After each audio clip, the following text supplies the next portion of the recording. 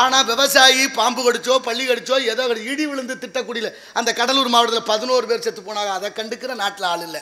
நான் கேட்குறேன், உங்கள் கட்சிகளுக்கு விளம்பரம் பண்ணுறதுக்கு இத்தனை கோடி செலவு பண்ணுறீங்களே, அந்த காசை வச்சாது ஒரு கொட்டையை ஓட்டு இந்த நெல்லுமுடைய பாதுகாக்கப்படாதான் மனசாட்சி உங்களுக்கு இருக்கா? நீங்கள் எல்லாம் சோறு தானே திங்கிறியே இல்லை? நமக்கு என்னதுக்கு பெரிய இடத்து பொல்லாப்பு அரமணை கோழி.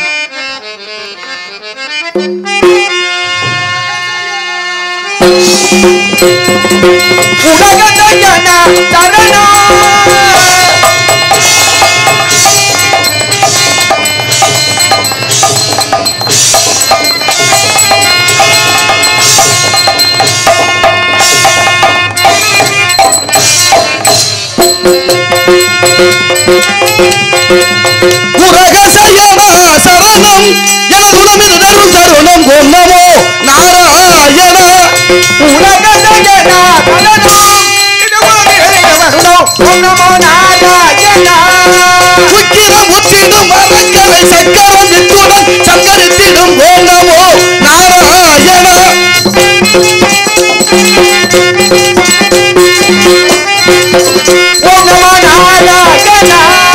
உக்கிரம் முற்றிடும் மரங்களை சக்கரம் நித்துடன் சங்கரித்திடும் ஓம் நமோ நாராயணா.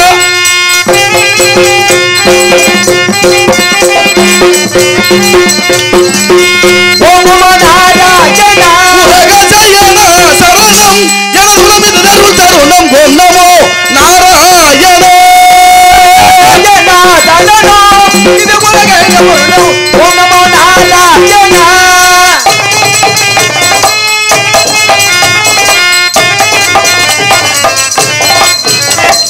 உலகளந்தமரர்கள் ஐந்து மலர்கள் கொடுத்த ஓம் நமோ நாராயணா. உலகளந்த பொறுப்பேற்ற ஓம் நமோ நாராயணா. உலகளந்தமரர்கள் ஐந்து மலர்கள் கொடுத்த ஓம் நமோ நாராயணா. உலகசையனா சரணம் எனதுடமிது தரும் தருணம் கொன்னமோ நாராயணா.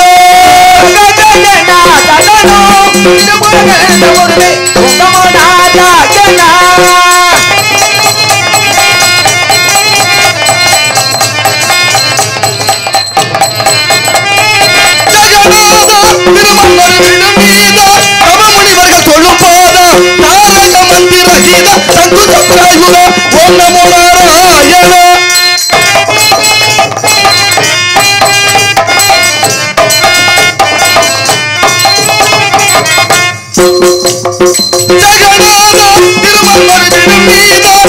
முனிவர்கள் சொல்லும் போதா தாரக மந்திர கீத சங்கு சக்கராயுத ஓம் நமோ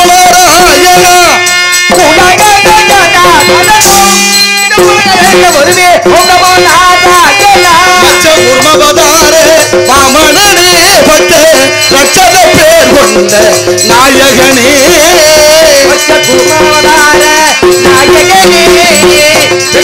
பேர் கொண்ட நாரதனே. மச்ச உர்மவதார வாமனனே பட்ட ரட்சத பேர் கொண்ட நாயகனே. அச்சுதனே முகுந்த ஆனந்த ஸ்ரீ வைகுண்ட. அச்சுதனே முகுந்த ஆனந்த ஸ்ரீ வைகுண்ட. அச்சுதனே முகுந்த ஆனந்த ஸ்ரீ வைகுண்ட. பச்சமிகின்ற உந்தன்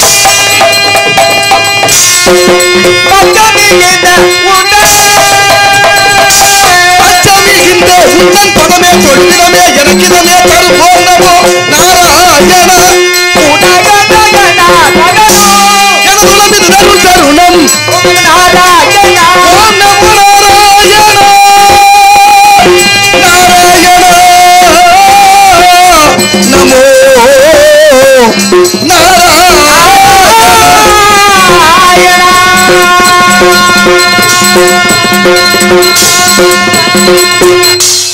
நாராயண நமக நமச்சிவாய நமக ஓம் நமோ நாராயணாய நமக. வாடினேன் வாடி வருந்தினேன் மனத்தால் பெருந்துயில் இடும்பையில் பிறந்து கூடினேன் கூடி இளையவர் தம்மோடு அவர் தரும் கல்வியை கருதி ஓடினேன் ஓடி உயர்வென்னும் பெரும்பதம் தெரிந்து நாடினேன் ஆடி நான் கண்டு கொண்டேன் நாராயணா என்னும் நாமம் என்று விஷ்ணுங்கடாட்சியத்தால் மூவுலகம் சென்று மும்மூர்த்திகளை கண்டு கீர்த்திகள் அனைத்தும் பெற்று எம்பெருமான் முருகப்பெருமானை கண்டு தொண்டு செய்யும் வண்ணமாக அழகு மலையாகி வேள்விமலை சாரலுக்கு வந்து விட்டோம். நாராயண நம. நாரதராக நடிக்கும் கலைவேந்தன் கவிராஜ் அவர்களுக்கு விழா குழுவின் சார்பாக பொன்னாடை போத்தி கௌரவிக்கப்படுகிறது. உடுக்க இழந்தவன் கைபோலே அங்கே இடுக்கண் களைவதான் நட்பு ஐயன் வள்ளுவன் வாய் மொழி. அதற்கெனங்க ஆடை அணிவித்து மரியாதை செய்த கிராமத்தார்கள், பெரியோர்கள், தாய்மார்கள், மகளிர் மன்றத்தார்கள், இளைஞர் மன்றத்தார்கள் அனைவருக்கும் என் சார்பிலும் நான் சார்ந்திருக்கும் கலை குடும்பத்தின் சார்பிலும் நெஞ்சம் நிறைந்த நன்றிகளும் வணக்கங்களும். பொன்னவேளார் பழனி வேளார் வயக்காலின் சார்பாக அண்ணன் கலைவேந்தன் கவிராஜ் அவர்களுக்கு 200 ரூபாய் அன்பளிப்பாக. பேர் என்ன?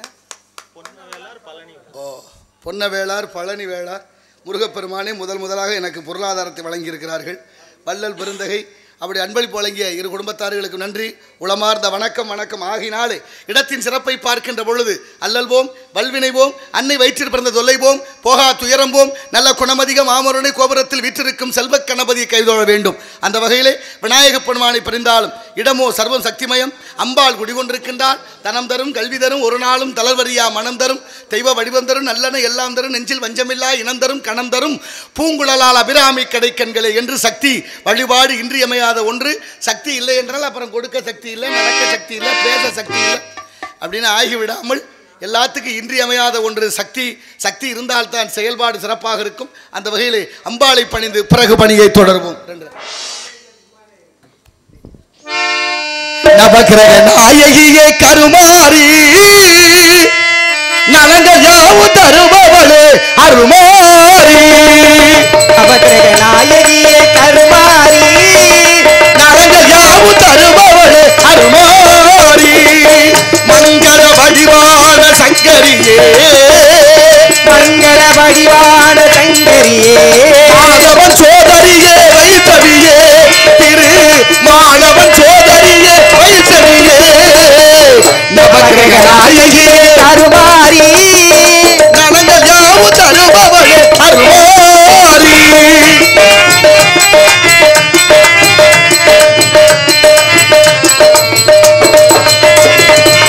சிக்கலிலே வேல் கொடுத்த தாயே, அந்த சீர்காழியில் பால் கொடுத்ததும் நீயே தாயே.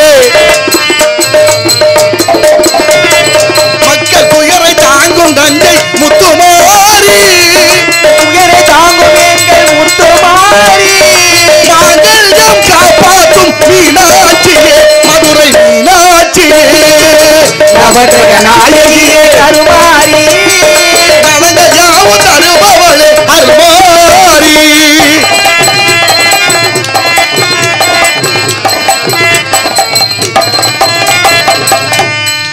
குங்குமத்தில் சிரிக்கின்ற கற்பகாம்பியே, மதுரை கற்பகாம்பியே, குணமாதர் சௌபாக்கிய காமாட்சியே, காஞ்சி காமாட்சியே.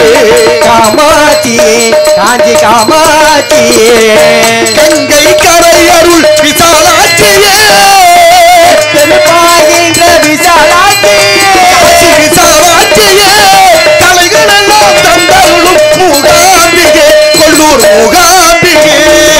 நவக்கிரக நாயகியே கருமாரி நலங்கள் யாவும் தருபவளே அருமாரி.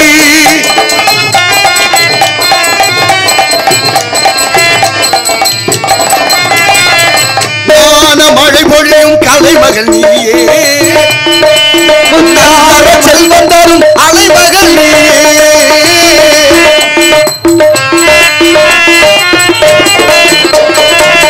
ஞான மழை பொழியும் கலைமகள் நீயே, நல்லற செல்வம் தரும் அலைமகள் நீயே. வேதம் புகழ் பாடும் மலைமகள் நீயே, வேதம் புகழ் பாடும் மலைமகளே, எல்லாம் தந்தருளும் வேலவன் தாயே, நமக்கு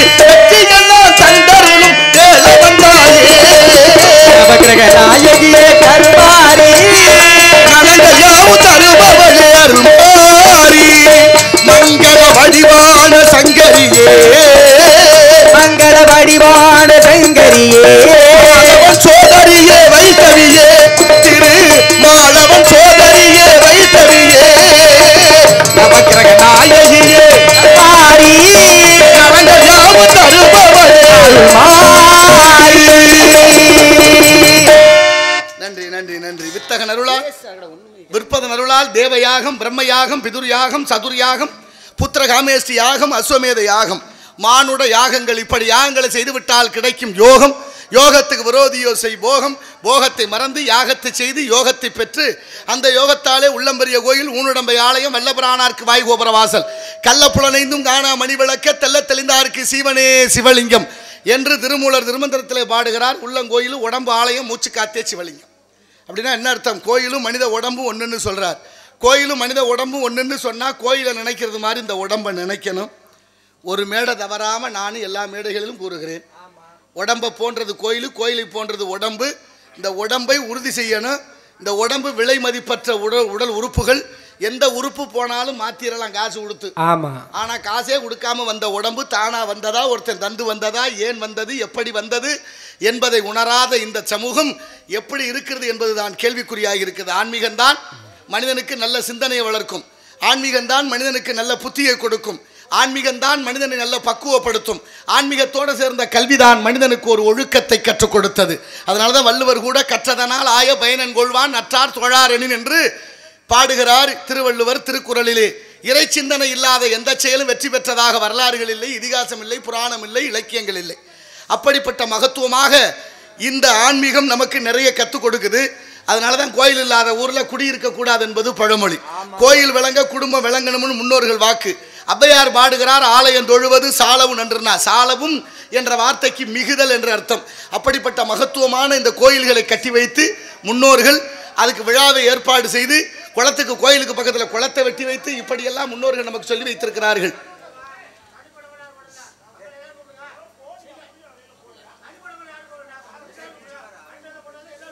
அப்படி எத்தனையோ விஷயங்கள் இந்த நாட்டில் இருக்கிறது. நாரதர் வந்தால் கலகம் பிறக்கும்னாங்க. கால் வைத்தால் கலகம், நாள் கிடந்தால் நன்மை, காரணம் இல்லாமல் பாதம் படுவதும் இல்லை, பதம் பாடுவதும் இல்லை. அப்படிப்பட்ட மகத்துவம் வாய்ந்த இந்த நாட்டிலே ஆன்மீகம் அவ்வளவு தலைத்திருக்கிறது. அதனால தான் கோயில் இல்லாத ஊரில் குடியிருக்கக்கூடாது. எதுக்கு சொன்னாங்க? கோயிலை கட்டி வச்சா கோயில்னா ஆன்மீகம், ஆன்மீகம்னா ஒரு பக்தி. அந்த பக்திக்கு ஒரு பயம் இருந்தது. டே அந்த பக்கம் போகாத, கோயில் இருக்குது. டே அப்படி பேசாத, கடவுள் பார்த்துக்கிட்டு இருக்கிறார். சொன்னால் கேட்க மாட்டா, கடவுள் கண்ணை குத்துவார். சொல்லித்தானே வளர்த்தாங்க. அந்த வளர்ப்பில் இருக்கிற வரைக்கும் நாமெல்லாம் செம்மையாக இருந்தோம், சரியாக இருந்தோம். இடையில ஒரு மாற்றம் எப்படி வந்ததுன்னே சொல்ல முடியலை, சொல்லாமல் இருக்கவும் முடியலை. அப்புறம் தான் அந்த பக்தியாகவே இல்லை, கேலி கூத்தாகி போச்சு. திருவிழான்னா சாராய கடை இல்லாத திருவிழாவே இல்லை, சாராயம் இல்லாத திருவிழாவும் இல்லை, சாராயம் இல்லாத சாவும் இல்லை. இப்போ நல்லதுக்கும் சாராயம், கெட்டதுக்கும் சாராயம் விளங்குமா அந்த நாடுன்னு என் அறிவியல் சிறந்த தமிழ் பெரியோர்கள் சிந்தித்து பார்க்க வேண்டும் என்ற நல்ல எண்ணத்தோடு இருக்கிற வேலைதான் என்ன செய்து கொண்டிருக்கிறோம். நாளைய தலைமுறையை பண்பட்டவர்களாக ஆக்க முடியுமா என்ற கேள்வியும் பதிலும் இங்கே இருக்கு. அத்தனை விஷயங்கள். மழை தூருதா இல்லையே? இந்த சத்தம் தான் இவ்வளவுக்கும் காரணம். சத்தத்தை சத்தத்தால் அடக்கணும், முள்ளால் எடுக்கணும், வைரத்தால் அறுக்கணும், மலத்தால் போக்கணும்னு ஒரு வார்த்தைகள் இருக்கு.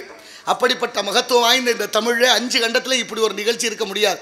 ஏனென்றால் இந்த உலகத்துக்கே மூத்த மொழி தமிழ். அவ்வளோ மகத்துவம் இருக்கு. கோயிலை கட்டி வைத்து கோயிலாவது எது, குளங்களாவது எது, கோயிலும் குளங்களும் கும்பிடும் மனத்துள்ளே நமக்குள்ளே இருக்கிறான் இறைவன். அதை தேடணும்.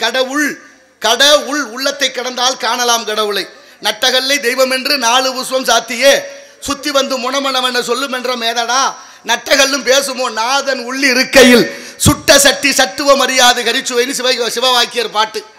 அப்படி நமக்குள்ள இறைவன் இருக்கிறான். நமக்குள்ள இறைவனை தேடிவிட்டால் நமக்கு ஒரு தெளிவு பிறந்துடும். அந்த தெளிவு பிறந்து விட்டால் வாழ்க்கையில் ஏற்றத்தாழ்வுகள் இல்லை. திருவிழா என்ற வார்த்தையை திருப்பி சொன்னால் விழாதிரு, திருவிழா விழாதிரு. இப்படி விழாமல் இருக்க மனிதன் வாழ்க்கை செம்மையாக இருக்கணும்னா இந்த ஆன்மீக வழிபாடு இன்றியமையாத ஒன்று.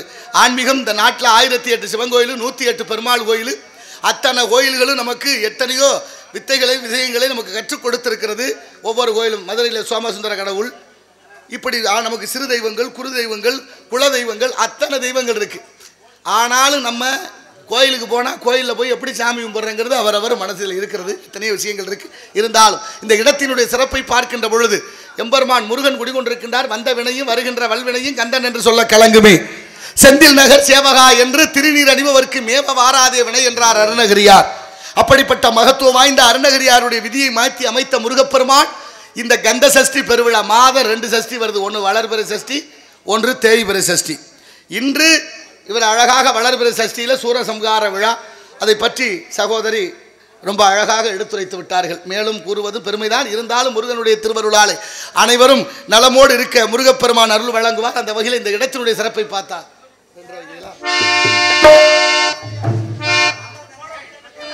தென்னகமாம் இன்ப திருநாட்டில் மேவியதோ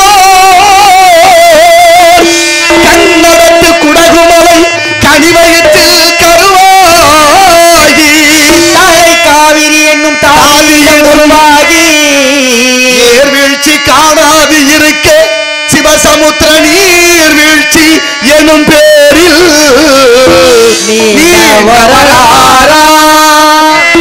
வண்ணம் பாடி ஒரு வளர்தென்றல் தாலாட்ட கண்ணம் பாடி அணை கடந்து ஆடு தாண்டும் காவிரி என பேர் பெற்று அகண்ட காவிரியாய் பின்னடந்து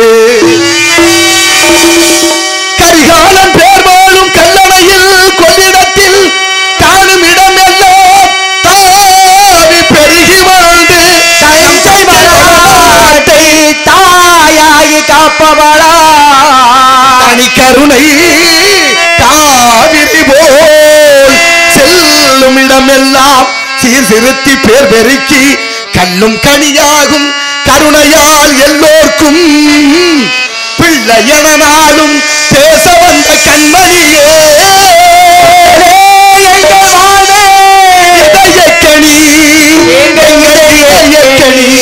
வளச்சேரிப்பட்டி மக்கள் எல்லாம் என்றும் நம் இதய கனி நீங்க நல்லா இருக்கும் இந்த நாட்டில் உள்ள ஏழைகளின் வாழ்வு முன்னேற நீங்க நல்லா இருக்கணும் நாடு முன்னேற இந்த நாட்டில் உள்ள ஏழைகளின் வாழ்வு முன்னேற நல்லவங்க எல்லோரும் நமக்கு முன்னாலே என்றும் நல்லவங்க எல்லோரும் நமக்கு முன்னாலே நீங்க நினைச்சதெல்லாம் நடக்கும் உங்க கண்ணு முன்னாலே நீங்க நல்லா இருக்கணும் நாடு முன்னேற இந்த நாட்டில் உள்ள ஏழைகளின் வாழ்வு முன்னேற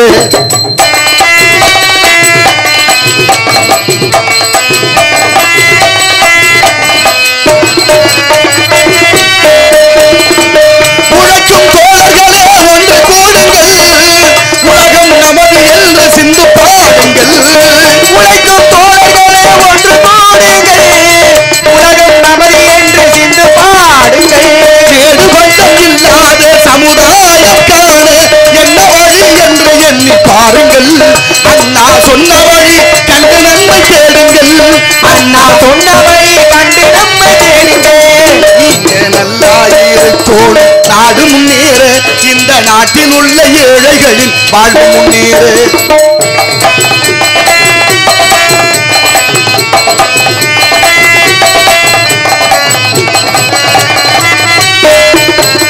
பாடுபட்டு சேர்ந்த பொருளை கொடுக்கும் போதும் இன்பம் பாடும் ஏழை மல்ப முகத்தை பார்க்கும் போதும் இன்பம் நாம் பாடுபட்டு சேர்ந்த பொருளை கொடுக்கும் போது இன்பம் பாடுபடும் ஏழை முகத்தை ஆசையாலே வந்த துன்பம் சுயநலத்தின் பிள்ளை காதையாலே வந்த துன்பம் சுயநலத்தின் பிள்ளை சுயநலமே இருக்கும் என்று அமைதி என்றும் இல்லை அமைதி என்றும் இல்லை நீங்க நல்லா இருக்கணும் நாடு முன்னேற இந்த நாட்டில் உள்ள ஏழைகளின் வாழ்வு முன்னேற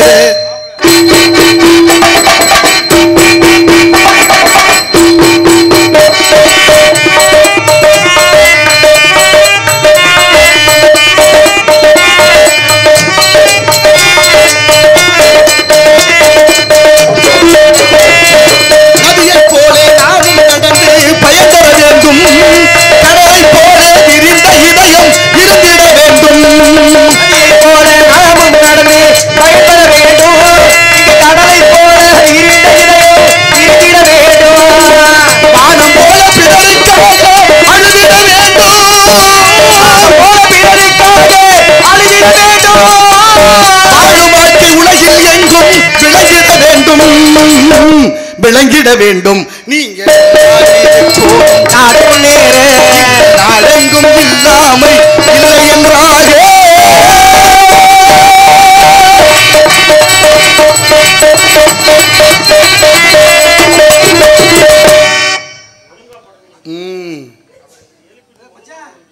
இருக்கடியா அவரை எத்தனை எத்தனை போகிறீங்க விடுங்க, பேசாமல் இருங்க, தூங்குற வரைக்கும் நல்லது. இங்கே வாடிய பயிரை கண்ட போதெல்லாம் வாடினேன் இறைவா என்று வள்ளலார் பிறந்த பூமி. பயிர் வாடினால் கூட உயிர் வாடியதாக கருதிய மகான். பெரிய புராணம் தொண்டை நாட்டில் பிறந்த சேக்கிழார் பெருமான் எழுதியது. அனபாய சோழனிடத்திலே அமைச்சராக இருந்து உத்தம சோழ பல்லவன் என்ற புனைப்பெயர் பெற்று ராமவர்மன் என்ற இயற்பெயரோடு அருள்மொழி தேவன் என்ற பெயரெல்லாம் பட்டம் பெற்ற அவர் எழுதியதுதான் பெரிய புராணம். பெரிய புராணத்திலே 63 நாயன்மார்களுடைய கதை. என் அறிவில் சிறந்த பெரியோர்களே, முதலாவது கதை என்னவென்று தெரியுமா உங்களுக்கெல்லாம்? சுந்தரமூர்த்தி நாயனார், அவர் குடும்ப கதை முதல்ல வரும், கதாநாயகன் அவர் தான். அதுக்கு அப்படியே அடியார்களுடைய கதை தொடங்கும் போதே முதல் கதை என்னவென்று அறிந்திருக்க வாய்ப்பு இருக்கும் என்று எண்ணுகிறேன். அப்படிப்பட்ட மகத்துவமான நூலிலே முதல் பாடலாக உலகலாம் உணர்ந்து ஓதற்கரியவன் நிலமுலாவிய நீர்மலி வேணியன் அழகில் சோதியன் அம்பலத்தாடுவான் என்று பாடுகிறார். 63 எழுத்து. அவர் எண்ணி பாடல, திருவருள் அப்படி உணர்த்தியது. 63 எழுத்திருக்கும். ஒற்று நீக்கி எண்ணி பாருங்க நாளை கூட பெரிய புராணத்தை. மேலும் 9 எழுத்திருக்கும். அடியார்கள் 63 பேர், தொகை அடியார்கள் 9 பேர், மொத்தம் 72 பேர். அந்த 72 பேருடைய பெயரை பாடுகிற புராணம் பெரிய புராணம். அதில் முதலாவது கதையாகப்பட்டது திருநீலகண்டத்து குயவனாருடைய கதை. திருநீலகண்டத்து குயவனாருடைய கதை படித்திருக்கணும், நீங்கள் எல்லாம் படிச்சிருக்கணும், பிள்ளைகளுக்கு சொல்லி கொடுத்துருக்கணும். எவ்வளவு மகத்துவம் வாய்ந்த கதை. இளம் வயதிலே திருமணம். ஐயாவுக்கு 25 வயசு, அம்மாவுக்கு 20 வயசு, 5 வயசு வித்தியாசம், இல்லை 2-3 வயசு வித்தியாசம், இவ்வளவுதான். திருமணமாகி இல்லறத்தை நல்லறத்தோடு நடத்தி வருகிறார்கள். பானை செய்யும் குடும்பத்தில் பிறந்தவர்கள் அவர்கள். குலாலர், அதான் குயவனார். சட்டிப்பானை பண்ணுறவங்க பெரிய கோடீஸ்வரர்களாக ஒரு காலத்தில் இருந்ததில்லை. அந்த காலத்தில் அவ்வளோ ஏழ்மையோடு இருந்தாலும் பானை சட்டி விற்கணும், அதையும் வாங்க வர்றவங்க அது ஓட்டை இது ஓட்டை தெரியாமல் ஒன்றை தூக்கி ஒன்றுகளை வச்சுக்கிறது, இப்படி பழக்கமெல்லாம் இருந்திருக்கு ஒரு நேரம். இதையெல்லாம் நமது மக்களுக்கு தெரிவிக்க வேண்டிய கடமையும் பொறுப்பும் இருக்குது. ஒவ்வொருத்தருடைய வரலாறும் இந்த நாட்டில் அவ்வளோ மகத்துவம் வாய்ந்தது. அப்படி இருக்கிற போது ஐயாவு சிவனடியார் சிவனுடைய திருநாமத்தை தினம் சொல்லிக்கொண்டே இருப்பாராம். ஐயாவுக்கு நெத்தியில் விபூதி சின்னம், கழுத்தில் ருத்ராட்சம். சிவனுடைய உடம்புல ஒரு பாகத்தை மட்டும் 2 பேரும் மகிழ்கிறார்கள் ரசித்து. ஒருத்தருக்கு கை பிடிக்கும், ஒருத்தருக்கு தலை பிடிக்கும், ஒருத்தருக்கு முடி பிடிக்கும், ஒருத்தருக்கு மார்பகம் பிடிக்கும், ஒரு பக்கம் உடம்பு பிடிக்கும். இப்படி ஒவ்வொருத்தருடைய உடம்புல எத்தனையோ பாகங்கள் இருக்குது. சிரிச்சா பிடிக்கும், கன்னத்தில் குழி விழுந்தா பிடிக்கும். ஆனால் 2 பேருக்கும் கழுத்தை மட்டுமே பிடித்தது. அதனால தான் திருநீலகண்டம் என்று சொன்னார்கள். சிவபெருமான் விஷத்தை வாங்கி அருந்திய போது பார்வதி கையில் பிடிச்சோடனே கழுத்தில் தங்கி விட்டதாக அது நீல நிறமாக மாறி திருநீலகண்டம்னு பேர். இப்போ அம்மாவை ஐயா கேட்டாலும் சரி, ஐயாவை அம்மா கேட்டாலும் சாப்பிட்டீங்களா? திருநீலகண்டம். சமைச்சாச்சா? திருநீலகண்டம். வேலைக்கு போனீங்களே வெற்றி ஆயிடுச்சா? திருநீலகண்டம். என்ன வேலையாக வந்திருக்கிறீங்க? திருநீலகண்டம். இன்ன வேலையாக வந்திருக்கேன் அப்படின்னு திருநீலகண்டத்தை சொல்லி சொல்லியே சொல்வது வழக்கமாக கொண்டவர்கள் திருநீலகண்டத்து குயவனாரும் அவருடைய துணைவியார். ஒரு நாள் அவர்களுக்கு ஒரு சோதனை ஏற்படுகிறது. தன்னை சொல்வார்ல கணியன் பூங்குடனார், நன்மையும் தீமையும் பிறர் தர வாரா. நமக்கு வர்ற நல்லது கெட்டது வேற யாரோட வரல, நம்மளால தான் எல்லாம் நடக்குது. அதை முதல்ல உணரணும். இப்போ ஐயா சிவநாமம் உத்தரிப்பார். நெத்தியில் சிவச்சின்னம், கழுத்தில் ருத்ராட்சம், இத்தனையும் அணிந்த அந்த சிவபக்தர் ஒரு நாள் விளை மாது வீட்டுக்கு போய் வந்துடுறார். விளை மாது வீட்டுக்கு போய் வந்த உடனே தகவல் மனைவிக்கு தெரிய வருது. அந்த அம்மா ஒரு சத்தியம் பண்ணுறா. இவரை கூப்பிட்டு வச்சு, தீண்டு வீராகில் எம்மை திருநீலகண்டம்னா, என்னை தொடாத, நீ வேற பொம்பளை கிட்ட போயிட்டு வந்திருக்கிற அப்படின்னு சொல்லியிருந்தா கூட நியாயம். அந்த அம்மா எப்படி கேட்கிறா? தீண்டு வீராகில் எம்மை திருநீலகண்டம். எம்மை என்றதனபடியினால், எம்மை என்றபடியினாலே உள்ளம் விலகி உடம்பும் நீங்கியதென்று பாடுகிறார் சேக்கிழார் பெருமான். என்னை மட்டும்தான் தொடக்கூடாது, நீ எனக்கு புருஷன், நான் உன் மனைவி, என்னையை விட்டுட்டு இன்னொரு பெண் கூட நீ போய் வந்ததுனாலே உன்னோட நான் சேர மாட்டேன்னு சத்தியமல்ல, இல்லை என்னை தொடாதேன்னு சத்தியமல்ல. அந்த அம்மா கேட்குறா, எம்மை திருநீலகண்டம். எம்மைனா என்ன அர்த்தம்? என்ன போல எந்த பொண்ணையும் சாகிற வரைக்கும் நீ தீண்டக்கூடாது, தொடக்கூடாது. சத்தியம் பண்ணு. சத்தியம் பண்ண முடியுமா? நம்மெல்லாம் சத்தியம்தான் பண்ணுறான். காலையில் சத்தியம் பண்ணிவிட்டு சாயந்தரம் யோசிக்கிறாரு மதுபான பிரியர், மது பிரியர். ஏன்டா இன்னைக்கு சத்தியம் பண்ணால் நாளைக்கு பண்ணியிருக்கலாம், நண்பன் வந்துட்டானே ஊர்லேருந்து, நிறைய காசு கொண்டாந்துருப்பேன், குடிச்சுவிட்டு நாளைக்கு சத்தியம் பண்ணியிருக்கலாம், தெரியாமல் பண்ணிவிட்டாமே. யோசிக்கிறோமா இல்லையா? நீங்கள் அதை கூட விடுங்க, சத்தியம் பண்ணுறோம், நம்ம மறந்துடுவோம். மனசு நினச்சிக்கிட்டே இருக்குங்க. கண்ணை மூடணுன்னே எதுக்கு சத்தியம் பண்ணு, 2 நாள் சென்று பண்ணியிருக்கலாமா? எத்தனை சத்தியம் பண்ணுறேன், பொய் சத்திய நாட்டில். 2 பேரும் சத்தியம் பண்ணியாச்சு. சத்தியம் பண்ணிட்டு படுக்கிற வீடு குலாலர் வீடு, 10க்கு 10 பாய் போட்டு படுத்தா 2 பேருக்கு இடையில 4 விரக்கடை தான். மனைவி அவர் தொடலை, அவரை மனைவி தொடலை, உடம்பு தொடலை, உள்ள நினைக்கின்றானே அந்த உள்ளம் கூட தொடாத அளவிற்கு 99 வயது வரை வாழ்ந்தவர்கள் அந்த திருநீலகண்டத்து குயவனாரும் அவருடைய துணைவியார். இதில் என்ன ஆச்சரியம் தெரியுமா உங்களுக்கு? மனசு நினைக்கல, அந்த அம்மாவுக்கு என்ன தேவையோ அத்தனையும் வீட்டுக்கு ஏற்பாடுகள் அவர் செய்வார். அவருக்கு என்னென்ன தேவையோ அத்தனையெல்லாம் மனம் புரிஞ்சு, இடம் புரிஞ்சு, நேரம் புரிந்து, காலம் புரிந்து அத்தனை அந்த அம்மா செய்வா. இப்படி பக்குவத்தோடு நடந்த குடும்பம் தான் பெரிய புராணத்தில் முதலில் இடம்பெற்றது. இதை சேக்கிழார் பாடுறாரு, வடிவு ஒரு மூப்பாகின்னு. இதுக்கு இடையில சிவபெருமான் வருகிறாரு, ஒரு திருவோட்டை கொடுக்குறாரு, பத்திரமா வைக்க சொல்றாரு. ஏற்கனவே ஒரு சத்தியம் இருக்கு. இந்த சத்தியத்தினால மனைவியை தொட முடியல. மனைவியை கூப்பிட்டு இங்கே வா, அடியார் வந்தார்கள், திருவோடு கொடுத்துருக்குறாங்க, நான் ஒரு பொட்டிக்கில் வச்சு அதை பூட்டிட்டேன், அடுத்த பொட்டிக்கில் வைக்கிறேன், அதையும் பூட்டியாச்சு, 2 சாவியும் உனக்கு எனக்கும் தெரிகிற மாதிரி ஒரு இடத்துல வச்சிருக்கிறேன். என்னை இல்லாமல் அடியார் வந்தால் நீ எடுத்து கொடு, உன்னை இல்லாமல் அடியார் வந்தால் நான் எடுத்து கொடுக்குறேன். 2 பேரும் இருக்கையில் வந்து விட்டார், 2 பேரும் சேர்ந்து எடுத்து கொடுப்போம்னு ஒரு ஒப்பந்தம் முடிவாகுது. ஆனால் இறைவன் சோதனை லேசாக இருக்குமா, எளிதாக இருக்குமா? எவ்வளவு உயர்ந்த சோதனை பாருங்கள். வந்தார் ஒரு வாரம் 10 நாள் கழிச்சு, ஐயா திருநீலகண்டரே நான் கொடுத்த திருவோடங்கன்னாரு. 2 பேருமா போய் சாவி எடுத்து முதப்பட்டியை திறந்து உள்ளே இருக்கிற பொட்டியை திறந்து பார்த்தா பொட்டிக்கில் இருந்த திருவோட்டை காணும். கடவுள் நினச்சா என்ன நடக்காது? நம்ம தான் நினச்சி நடக்க போகுதா? இல்லை மாறி நினச்சா மழை, மனுஷன் நினச்சா வினைன்னு நமக்குள்ள ஒரு பேச்சு இருக்குது, வழக்கு சொல்லு இருக்குது. அது மாதிரி திருவோடு இல்லை. கத்திகலங்கி போனார்கள், நெஞ்சை உழுக்குகிறது. இறைவன் திருநாமத்தை உச்சரித்து கொண்டே திருநீலகண்டம் திருநீலகண்டம் திருநீலகண்டம். அடியாரே நீங்கள் கொடுத்த ஓடு காணாமல் போய் விட்டது, வேறு நான் ஓடு செஞ்சு தரவான்னார். இந்த சர்ச்சையெல்லாம் நீங்கள் கேள்விப்பட்டிருப்பீங்க. ரொம்ப நேரம் போராடுகிறார்கள். நான் கொடுத்தது தான் வேணும்னா. சில பிள்ளைங்க பள்ளிக்கூடத்துக்கு போயில சண்டை ஓட்டுவிட்டா, நான் காலையில் முட்டாய் வாங்கி கொடுத்தேன்ல, அதை கக்குடான்னு காட்டுறது மாதிரி சிவபெருமான் விளையாடுவதற்கே வந்தார் இல்லையா? 63 நாயன்மார்கள்ட்ட விளையாடும் அல்லது 64 திருவிளையாடலும் மதுரையில் புரிந்தவர் அல்லவா? அப்படிப்பட்ட சோதனைக்குரிய சிவபெருமான் அந்த அடியாரை ரொம்ப சோதிக்கிறார். இறுதியில் வழக்கு வேறு விதமாக போகுது. என் ஓட்டை திருடிட்டு நீ கொடுக்க மாட்டேன்னு மறுக்கிறா, ஓ மேலே திருட்டு பட்டம் கட்டுறேன்னாரு. நொந்து போனார்கள். விசாரிக்கணும். ஊர் கூட்டம் கூடியாச்சு. ஊர் கூட்டம் கூடினா அங்கே இருக்க சொல்லணும். எப்படி சொல்றது? இவரே தீர்ப்பு சொல்றார். என் ஓட அவங்க திருடவில்லை என்றால், நான் கொடுத்த திருவோட்டை அவங்க 2 பேரும் திருடவில்லை என்றால் 2 பேரும் வழக்கை போட்டு சத்தியம் பண்ண சொல்லுங்கன்னார். ஏற்கனவே தொடமாட்டேன்னு சத்தியம் பண்ணியிருக்கிறாரு. இப்போ இவர் கை தொட்டு சத்தியம் பண்ண சொல்றாரு. எவ்வளோ பெரிய தர்ம சங்கடமான வேலை பாருங்க. நம்ம ஆளு என்ன பண்ணுறேன், ஆட்டுக்குட்டியை திருடிட்டு போய் சமைச்சு சாப்பிட்டுவிட்டு சத்தியம் பண்ணுறான்னா, ஒத்த காலம் நான் தொடலேங்கிறேன். ஆட்டுக்குட்டியினுடைய ஒரு காலம் கூட நான் தொடலை, ஒரு காலம் நான் தொடவே இல்லை. ஏன்னா ஒத்த காலத்துக்கு வீசிட்டானா. இப்படி சமாளிக்கிறதுக்கு இந்த நாட்டில் யோசிக்கிறதுக்கு ஆள் இருக்குது. ஆனால் அவர் என்ன சொல்லுவார்? கை தொட்டு சத்தியம் பண்ணக்கூடாது, ஆனால் அவர் தொட்டு சத்தியம் பண்ணாதான் ஏற்றுக்குவேங்கிறார். இடையில பாடினாரா சேக்கிழார் பெருமான், வடிவு ஒரு மூப்பாகி. வடிவுன்னா அழகு, வயோதிகம்னா மூப்பு, மூப்புனா வயோதிகம். அவர் என்ன சொல்ல வர்றாரு? வயசான கிழவங்கிழவிகளுக்கு அழகு இருக்குன்னு சொல்றார். மெனக்கட்டு சொல்றாரு வடிவு ஒரு மூப்பாய். பொருந்துமா? அறிவுக்கு பொருந்தும், நடைமுறைக்கு எப்படி பொருந்தும்? கிழவியை பார்த்து யார் விரும்புவா? ஐயா காலையில பேசிக்கலாமே, உங்களை கையெடுத்து கும்புறேன், கொஞ்சம் பொறுமையா இருங்களே.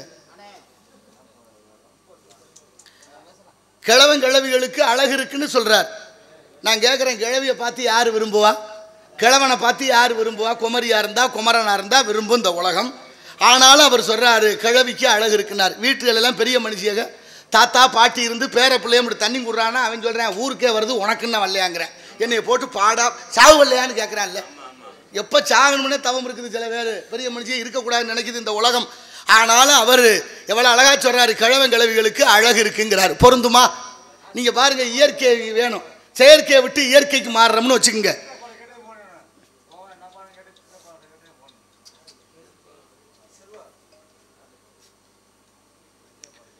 அப்படி ஐயா கொஞ்சம் தயவு செய்து உங்களை கையெழுத்து. நல்லா இருக்கு ஐயா. ஒரு முக்கியமான கதையை சொல்லிக்கிட்டே இருக்கேன், உங்களுக்காகத்தான் சொல்கிறேன்.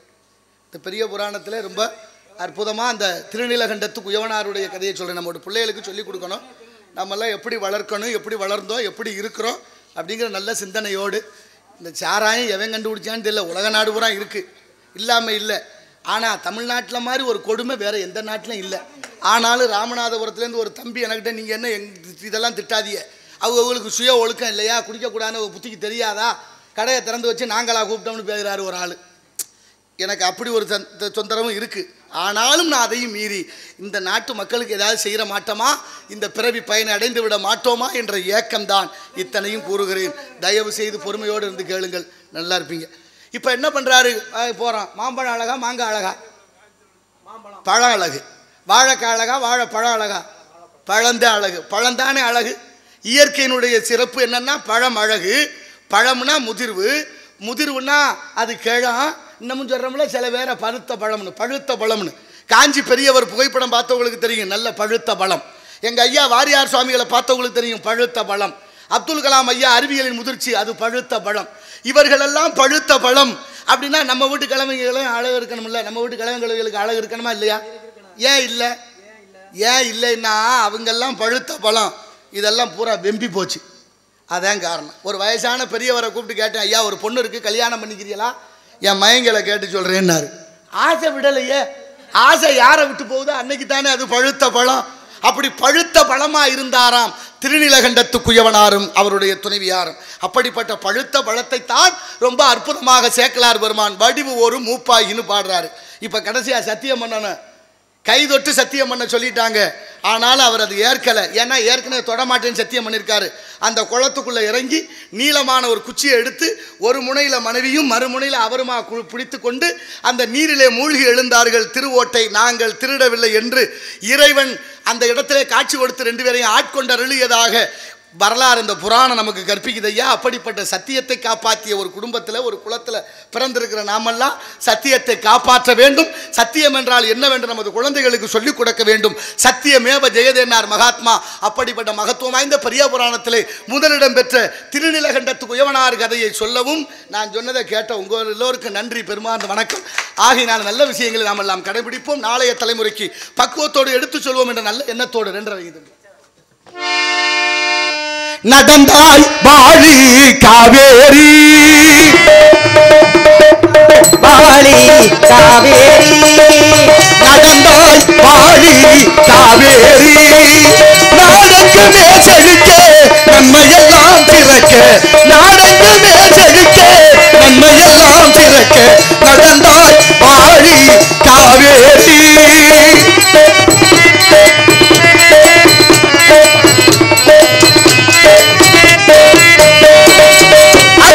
மலை தொடரில் அவதரித்தாய், மலை தொடரை அவதரித்தாய், அழகு தமிழ் நிலத்தை அலங்கரித்தாய், தமிழ் நிலத்தை அலங்கரித்தாய், நடந்த உண்மை எல்லாம் நலமளித்தாய், நடந்த உண்மை எல்லாம் நலமளித்தாய், கங்கையில் உனை வணங்கவும் அழகு கொஞ்சம் தோடைகள் நெருங்கவும், யாழிசை முழங்கவும் செவியில் சட்டத்தை வணங்கவும்,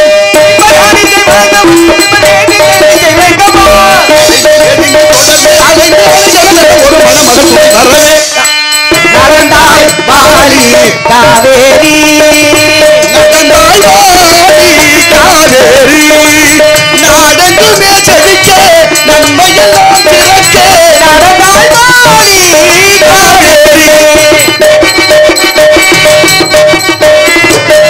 உணவளிக்கும் உழவர்க்கெல்லாம் கண்ணாக எந்த தமிழ்நாட்டின் செல்ல பெண்ணாக, உணவளிக்கும் உணவர்க்கெல்லாம் கண்ணாக, எந்த உயர்ந்த தமிழ் நாட்டில் பெண்ணாக, புலவரெல்லாம் பாராட்டும் பொன்னாக, புலவரெல்லாம் பாராட்டும் பொன்னாக, பொங்கி வரும் காவிரியே வாழியவே, அன்பு பொங்கி வரும் காவிரியே வாழியவே, நடந்தாய் வாழி காவேரி, நாடெங்குமே செழிக்க நன்மையெல்லாம் பிறக்க, நாடெங்குமே செழிக்க நன்மையெல்லாம் பிறக்க, நடந்தாய் வாழி காவேரி. நன்றி நன்றி நன்றி. நடந்தாய் வாழி காவேரி. திருநீலகண்டர் வரலாறு பற்றி கூறிய அண்ணன் கவிராஜ் அவர்களுக்கு குமரேசன் அவர்கள் 100 ரூபாய் அன்பளிப்பார்கள். நன்றி நன்றி. முருகா முருகா, முருகன் பெயராகவே வருது பாருங்க. பொன்னவேளார் பழனி வேளார் வகையரா குமரேசன் ஐயா அவர்களுக்கு நன்றி, உளமார்ந்த வணக்கம். முருகா முருகா முருகா, எல்லா புகழும் முருகனுக்கே. அந்த வகையில் நடந்தாய் வாழி காவேரி. இந்த பாட்டு பாடும்போது கவிஞர் எழுதும் போது காவேரி எப்படி இருந்திருக்கு? நடந்து வந்திருக்கிறாதான் நடந்தாய் வாழி காவேரின்னு பாடினாங்க. அதுக்கு முன்னால் ஓடி வந்திருப்பா போல. இப்போ பாட்டு பாடினதுக்கப்புறம் உருண்டிருப்பா போல. அப்புறம் கொஞ்ச நாள் கழித்து சொட்டு சொட்டாக வந்திருக்கு. கர்நாடகக்காரன் தண்ணி திறக்கிறதுனா அவனுக்கு ரொம்ப வலிக்குது. அங்கே மழை பெஞ்சு நிறைய வெள்ளம் பெருகிருச்சுன்னா அங்கே அடைச்சலாம் வைக்க முடியாது, திறந்தே விடணும், வேறு வழியே இல்லை. அப்படி திறந்து விட்ட தண்ணி இன்னைக்கு காவிரியிலையும் கொள்ளிடத்திலையும் பல லட்சம் கண்ணாடி தண்ணி கரை புரண்டு ஓடி அங்கே கடலில் கலக்குது. முக்கொம்பு திருச்சி அந்த கல்லணை வழியாக போய் காவிரி பூம்பட்டினம் என்ற பூம்புகார் சீர்காழி தாலுகாவில் போய் கடல்ல கலக்குது. சோழவள நாடு சோறு உடைத்துங்கிற தஞ்சை பகுதி இந்த காவிரி பாயக்கூடிய எல்லா மாவட்டங்கள்லையும் போய் ஏரி குளம் குட்டை ஊரணி கிணறு கம்மாய் எல்லா இடங்களும் போய் பெருகிருச்சு. நிறைஞ்ச மிச்ச தண்ணி கடல்ல கலக்குது, பல லட்சம் தண்ணி. ஆனால் வருஷம் பூரா 6 மாதம் மழை பெய்யலைன்னா தாய்மார்கள்லாம் குடத்தை எடுத்துக்கிட்டு சாலையில் போராட்டத்துக்கு இறங்கிடுறோம். அதுக்கு தலைமையேற்று ஆனாலும் இவ்வளோ லட்சம் கன அடி தண்ணி வீணாக போகுது. அதை சேர்த்து வச்சா நாட்டில் தண்ணி பஞ்சம் வராதுங்கிறது தெரிஞ்சிருந்தும் அதை திட்டமிட்டு சேர்க்கறதுக்கு நாளில் ஆள் இல்லை. அரமனை கோழி முட்டை அம்மிக்கெல்லாம் உடைக்கும். நான் என்ன செய்ய? பச்சை தண்ணியை சேர்த்து வச்சு மக்களுக்கு பயன்பாடுக்கு கொண்டு வர்றதுக்கு திட்டம் கிடையாது. பச்சை தண்ணியை காசிக்கு விற்கிறதுக்கு திட்டம் நிறைய வச்சுருக்கான் மனுஷன். எப்படி சொல்கிறது? எவ்வளோ ஆபத்தான பாதை! திட்டக்குடியில் தஞ்சாவூரில் விவசாயி வெம்பாடுபட்டு உழைச்சி களைச்சி கொண்டு போய் வித்த நெல் மூட மழையில் முளைச்சி போச்சையா, அவங்க தலையிலெல்லாம் இடி விழுகாதா? மனசோட நினச்சி பாருங்க எவ்வளோ பெரிய வேதனை என்று. நெல் மூட முளைக்குது, அதுக்கு ஒரு பாதுகாப்பு இல்லை. நாட்டில் சாராய கிடைக்கும், நான் ஒன்றும் சொல்கிறதுக்குல அவ்வளோ பாதுகாப்பு இருக்குது. குடிச்சு செத்தா எவ்வளவு கொடுக்குறேன் பாருங்க. குடிச்சு செத்தவனுக்கு காசு கூட்டத்தில் போய் நசுங்கி. ஆனால் விவசாயி பாம்பு கடிச்சோ பள்ளி கடிச்சோ ஏதோ இடி விழுந்து திட்டக்குடியில் அந்த கடலூர் மாவட்டத்தில் 11 பேர் செத்து போனாங்க. அதை கண்டுக்கிற நாட்டில் ஆள் இல்லை. நான் கேட்குறேன், உங்கள் கட்சிகளுக்கு விளம்பரம் பண்ணுறதுக்கு இத்தனை கோடி செலவு பண்ணுறீங்களே, அந்த காசை வச்சாது ஒரு கொட்டையை ஓட்டு இந்த நெல்லுமுடைய பாதுகாக்கப்படாதான் மனசாட்சி உங்களுக்கு இருக்கா? நீங்கள் எல்லாம் சோறு தானே திங்கிறியே இல்லை? நமக்கு என்னத்துக்கு பெரிய இடத்து பொல்லாப்போ அரமனை கோழி முட்டை அம்மிக்கெல்லாம் உடைக்கும். அதனால நம்ம என்ன சொல்கிறது, அவளை வெம்பாடுபட்டு நாட்டில் எத்தனையோ விஷயங்கள் நடந்து கொண்டே இருக்கு. ஆனாலும் வேடிக்கை பார்த்து கொண்டு நகர்ந்து கொண்டே இருக்கிறோம். ஏன், எதற்கு, எதனால் என்ற கேள்வி இல்லாமல் நாளைய தலைமுறைக்கு என்ன சொல்லிக் கொடுக்க போகிறோம் என்ற ஏக்கம் இருக்குது. நீங்கள் பாருங்கள், சத்தியம் சொன்னேன், மகாத்மா காந்தி 37 வயசுக்கு மேலே தூய பிரம்மச்சாரி. 37 வயசுக்கு மேலே தூய பிரம்மச்சாரி. மனதால் மனைவியை கூட தீண்டாதவராம். சத்திய சோதனை நூல் படித்தவங்களுக்கு தெரியும். அவர் ஒரு நாள் என்ன பண்ணுறாரு, நவகாளிக்கு போகிறாரு. நவகாளியில் கொடுமை கோரத்தாண்டவம் ஆடுது. ஆமாம், அங்கே பெரிய கொடுமை நடக்குது, அங்கே பார்க்கலாம்னு கிளம்புறாரு. மகாத்மா காந்தி வயசான நேரம், காலில் பாதரட்சை போடாமல் கிளம்புறாரு, செருப்பு போடாமல். பேத்தி ஒருத்தி இருந்தா மனுன்னு பேர். அந்த பேத்தி கூப்பிட்டு கேட்குறா, தாத்தா காலில் பாதரட்சை இல்லாமல் போறீங்களா? அப்படி எங்கே போறிய? நான் கடவுளை பார்க்க போகிறேன்னாரு. கடவுளா? நவகாளியே கோயிலே இல்லை, அங்கே எப்படி கடவுள்னு சொன்னீங்க? அவர் சொன்னாரா, நவகாளி தான் ஒரு கோயில், அங்கே இருக்கக்கூடிய மக்கள் தான் எனக்கு கடவுள், அவங்கள பார்க்க போகிறேன்னார். இந்த சிந்தனையெல்லாம் யாருக்கு வரும்னு பாருங்கள். இப்போ போகிறாரு, போய் வந்துடுறாரு. வந்தோடனே கொஞ்சம் மயக்கத்தில் படுத்து தூங்கிடுறாரு. கொஞ்ச நேரம் கழித்து எழுந்து பேத்தியை கேட்குறாரு, தாத்தா கோயில் போயிட்டு வந்தேனே, சாமி கும்பிட்டானா அப்படின்னு கேட்குறாரு. இல்லை தாத்தா, வந்தோடனே படுத்து தூங்கிட்டியே மயக்கம் போல. அடட அப்படின்னு துடிச்சு போய் திரும்ப போய் குளிச்சுட்டு வந்து ராமநாமம் செபிச்சுட்டு உடனே தூங்கிடுறாரு. பொழுது விடுகுது. பொழுது விடிஞ்ச உடனே பேத்தி மனு வெந்நீரும் தேனும் கலந்து ஒரு குவளையில் கொண்டு வந்து கொடுக்குறா. குடிக்க மாட்டேன்னு மறுக்கிறார் மகாத்மா காந்தி. ஏன்னு பேத்தி கேட்குறா. அதுக்கு அவர் சொல்கிறாரு, நேற்று ஒரு நேரம் நான் ஜாமி கும்பிடலையில், அதுக்காக நான் 3 நாளைக்கு சாப்பிட மாட்டேன்னாராம். சத்தியம் எப்படி பாருங்கள், நம்மளும் சத்தியம் பண்ணுறோம். நம்ம ஒரு வருஷத்துக்கு ஒரு நாள் சாமி கும்பிட்றத ஒழுங்காக கும்பிட்றோமா? 3/4 பேர் குடிச்சு விட்டு கும்பிட்றான். எவ்வளோ பெரிய கொடுமை இதெல்லாம் நினச்சி பாருங்கள். இறைவன் நம்மளை மன்னிப்பானா? எப்போ எதை செய்யணுங்கிறது இல்லாமல் எல்லா நேரமும் போதையிலே திரியணும்னு நினைத்தால் இது என்ன வாழ்க்கை? இந்த உடம்பு எவ்வளவு விலை மதிப்பற்றது. கல்லீரல் கெட்டு போகிறது 75% கெட்டதுக்கு அப்புறம் தான் வெளியிலே தெரியுமா? அப்போ நம்ம எப்படியெல்லாம் இருக்க வேண்டும்? மகாத்மா சத்தியம் பண்ணிட்டாரு, நேற்று ஒரு நேரம் நான் ஜாமி கும்பிடலை, அதனால் 3 நாளைக்கு சாப்பிட மாட்டேன்னாரு. நம்மெல்லாம் ஜாமி கும்பிடாதனால மொத்தமாக கூட்டி 3 பேருக்குன்னா ஆயுசுக்கும் சோறு திங்க முடியாது. சத்தியம் பண்ண முடியுமான்னு யோசிச்சு பாருங்க. அதே மாதிரி ராமேஸ்வரத்தில் ஒருத்தர் பிறக்கிறார். 1800களிலே பாம்பன் சுவாமின்னு பேர். அவர் பேர் அப்பாவு. அவர் குமர குருதாவ சாமிகள்னு பேர். அப்பேற்பட்ட மகத்துவம் வாய்ந்த அந்த மகான் முருகன் அடியார். அவர் பாடியதுதான் பஞ்சாமிர்த வண்ணம், சண்முக கவசம். அப்படிப்பட்ட மகத்துவமான பாடல்களை பாடினார். அவர் என்ன பண்ணுறாரு, சைவத்தோடு இருக்கிறாரு, சைவ பிள்ளவர். திருநெல்வேலியில் ஒரு சைவ பிள்ளை வீட்டில் தங்கியிருக்கிறாரு, மேல் மாடியில் தங்கியிருக்கிறாரு. ஏணி மரம் வச்சு தான் இறங்கணும், மேலே ஏறணும். அப்படி இருக்கிற போது அவர் சாப்பிட்ற சாப்பாடு என்ன தெரியுமா? ஒரு நாள் ஒரு நேரம் 12 மணிக்கு 11:55 நாளும் சாப்பிட மாட்டார், 12:05 நாளும் சாப்பிட மாட்டாராம். அப்படிப்பட்ட சத்தியத்தோடு கட்டுப்பாடோடு வாழ்ந்தவருக்கு ஒரு கைப்பிடி உப்பில்லாத கஞ்சி, ரொம்ப சாப்பிட்றதில்ல, ஒரு கைப்பிடி உப்பில்லாத கஞ்சி. ஒரு நாள் அந்த வீட்டை விட்டு கீழே இறங்கி வர்றாரு. கீழே இறங்கி வந்தா அந்த இடத்துல ஒரு மூட்டை பூச்சி ஊறி போகுது. மூட்டை பூச்சி ஊறி போனதை பார்த்துட்டு அந்த வீட்டில் உள்ள தம்பியை கூப்பிட்டு, தம்பி இந்த மூட்டை பூச்சி எடுத்து அந்த பக்கம் விட்டுருப்பான்னு சொன்னாராம் பாம்பன் சுவாமிகள். அவன் சின்ன பிள்ளை இல்லையா, படக்குன்னு காலால் நசுக்கி விட்டான், துடிச்சு போயிட்டார். மேலே போய் உட்காந்துட்டாரு. சரியாக 12 மணிக்கு அந்த வீட்டில் உள்ள அம்மா அவருக்கு சோறு கொண்டு கொடுக்க போகிறா. ஒரு கைப்பிடி அந்த உப்பு இல்லாத கஞ்சி. சரியாக 12 மணி. இப்போ சுவாமி எனக்கு வேண்டாம் சாப்பாடுன்னாராம். எதுக்குன்னு கேட்குறான் அந்த அம்மா. இல்லைம்மா எனக்கு வேண்டாம். ஏன் என்ன பிரச்சனை? சரியாக வந்துட்டேனே நேரத்துக்கு, அப்புறம் ஏன் வேண்டாங்கிறீங்க? இல்லை, இந்த வீட்டில் ஒரு இழவு விழுந்து வச்சு சாப்பிட மாட்டேன்னாராம். அவள் துடிச்சு போனா. நமக்கு தெரியாமல் யார் செத்தா? ஐயா சுவாமி இங்கே எல்லாரும் நல்லா இருக்கமே, யாரை சொல்கிறீங்க? உன் மகன் ஒரு மூட்டை பூச்சியை நசுக்கி விட்டான், நான் சாப்பிட மாட்டேன் 3 நாளைக்குன்னார். நினச்சி பாருங்க, கற்பனை பண்ணி பாருங்க, முடியுமான்னு. ஒரு மூட்டை பூச்சி நசுக்குனதுக்கு 3 நாள் சாப்பிடாம இருந்த மகான் பாம்பன் சுவாமிகள். ஒரு நாளைக்கு எத்தனை ஆடு அறுக்கப்படுது, எத்தனை கோழி நசுக்கப்படுது, எத்தனை மாடு நறுக்கப்படுது. இந்த புலால் மறுத்தல் கொல்லாமை என்ற வள்ளலார் கடைபிடித்தாரே. வாடிய பயிரை கண்டபோதெல்லாம் வாடினேன் இறைவா என்று வள்ளலார் பிறந்த பூமியிலே சரிதானா என்று உயிர்கொலை தேவையா என்பதை உணர வேண்டும். அப்படிப்பட்ட உணர்வு எப்படி இருந்து வர வேண்டும்? இப்படியெல்லாம் சத்தியத்தை காத்த இந்த மகான்களாலே இந்த பூமி நிலைத்திருக்கிறது. ஒவ்வொருத்தர் இனத்திலும் ஒவ்வொரு மரபிலையும் ஒரு மகான்கள் தோன்றி இருக்கிறார்கள். வரலாறுகளை படிக்கும் போது தெரியும். ஆகினால் நாளைய தலைமுறையை பண்பட்டவர்களாக ஆக்க வேண்டும். எத்தனையோ கதைகளும் காரணங்களும் இந்த நாட்டுக்குள்ளே அவ்வளவு இருக்கு. ஒருத்தர் ஒரு சேட்டு நிறைய வட்டிக்கு கொடுக்குற பழக்கம் இருந்திருக்கு. அவர் வட்டி கொடுத்தா ரொம்ப வட்டிக்கு மேலே வட்டி போட்டு அப்படி குட்டி போட்டு வாங்குற ஆளாம். ரொம்ப கடுமையான ஆள். வட்டி கொடுக்கலன்னா தொலைச்சி போடுறான். பக்கத்தூரில் போகிறாரு, வட்டி பணம் வசூல் பண்ணுறாரு. நிறைய வசூலாயிருச்சு. ஒரு சாரட்டு வண்டியில் வச்சு கொண்டுக்கிட்டு வராரு. இருட்டு நேரம் கொஞ்சம் அசந்து அவர் தூங்கிடுறாரு. அந்த ஒரு முடிச்சா இருந்த காசு ஒரு முடிச்சோட கீழே விழுந்துருச்சு. வீட்டுக்கு வந்து பார்க்குறாரு, அந்த காசை காசு போனதும் போதும் சாப்பிட முடியல, தூங்க முடியல, துடிக்கிறாரு. என்னடா பண்ணுவோம்னு உடனே விளம்பரம் தண்டோரா போட சொல்கிறார். பண முடிப்பு விழுந்து விட்டது, அப்படியே எடுத்தவர்கள் கொடுத்து விட்டா 100 வராகன் பொண்ணு தன்மானமாக தரப்படும்னு தண்டோரா போட்டு சொல்லியாச்சு. ஒருத்தருக்கு தகவல் கிடைக்கிது. ஒரு ஏழை, ஆனால் நேர்மையானவர், ஏழ்மையிலும் செம்மையானவர். அவருக்கு ஒரு ஆசை, பிள்ளையார் கோயில் கட்டணும்னு ஆசைப்பட்டார். சரி, இதை கொண்டு போய் அவர் வரும்போது நடந்து வரும்போது இந்த முடிச்சு கிடந்திருக்கு, எடுத்துக்கிட்டு வந்துட்டார். இந்த தண்டோரா கேட்டதை கேட்டுட்டு சரி இன்னாருடைய பணம் கொண்டு போய் கொடுத்தா 100 வராகன் தர்றேன்னு இருக்காரு. அதனால ஒன்றும் கவலை இல்லை. நேராக காலையில் எந்திரிச்சு குளிச்சுட்டு நீராடி அங்கே கொண்டு போய் கொடுக்குறாரு. அவர் வாங்கிட்டு ஐயா எண்ணி பார்த்துங்க என்றாரு. 800 பொண்ணு இருக்கு, 800 தங்க காசுகள் இருக்கு. சரிங்க ஐயா, நீங்கள் 100 பொண்ணு தர்றேன்னு சொன்னீங்களே, இதை கொடுத்துட்டா கொடுங்க. அது எப்படி? இதுக்குள்ள 900 பொண்ணு இருந்துச்சு, நீ ஏற்கனவே 100 எடுத்துக்கிட்டு 800 கொண்டு வந்து கொடுக்குறியாடா, நீ மேற்கொண்டு 100 வாங்க தர்றா, கொடுக்க முடியாதுன்னு மறுத்துட்டார். எவ்வளவோ சொல்லி பார்த்தாரு, கேட்கல. அவர் பஞ்சாயத்தை கூட்டிட்டார். பஞ்சாயத்தை கூட்டினா இவரை கூப்பிட்டு விசாரிச்சாச்சு. இவர் விவரங்களை சொல்கிறாரு. சேட்டை வர சொல்லி அவரை கூப்பிட்டு நீங்கள் சொல்லுங்கள் அப்படின்னா அவரும் சொல்கிறார், ஐயா நான் வரும்போது என்னுடைய பணம் முடிச்சு விழுந்துருச்சு, எடுத்தவர் கொடுத்து விட்டால் 100 பொன் கொடுக்கலாம்னு சொல்லியிருந்தேன். இவர் எடுத்து வந்து கொடுத்தாரு. எண்ணி பார்த்தேன் 800 பொண்ணு இருந்தது, அதில் 900 பொண்ணு இருந்தது. அதனால் அவர் 100 பொண்ணை எடுத்துக்கிட்டு 800 கொடுத்தாரு, கொடுக்க முடியாதுன்னு மறுத்தேன்னார். அப்படியா?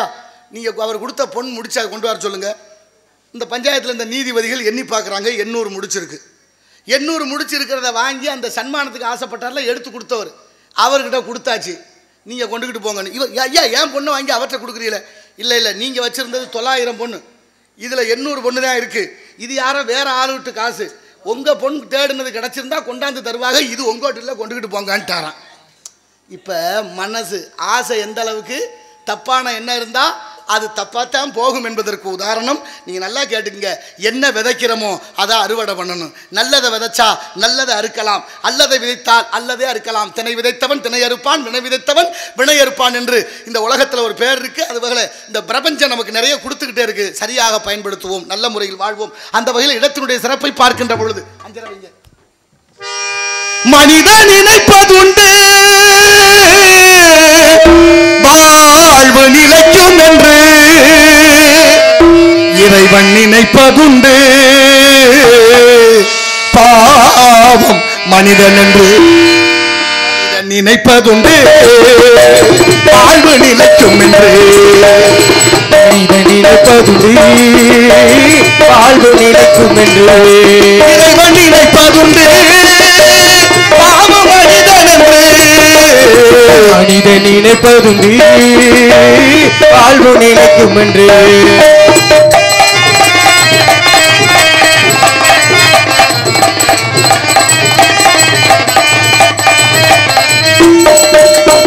தந்தை தவறு செய்தால் தாயும் இடம் கொடுத்தார். தந்தை தவறு செய்தால் தாயும் இடம் கொடுத்தார். அன்று பிறந்து விட்டோம் வெறும் பந்தவ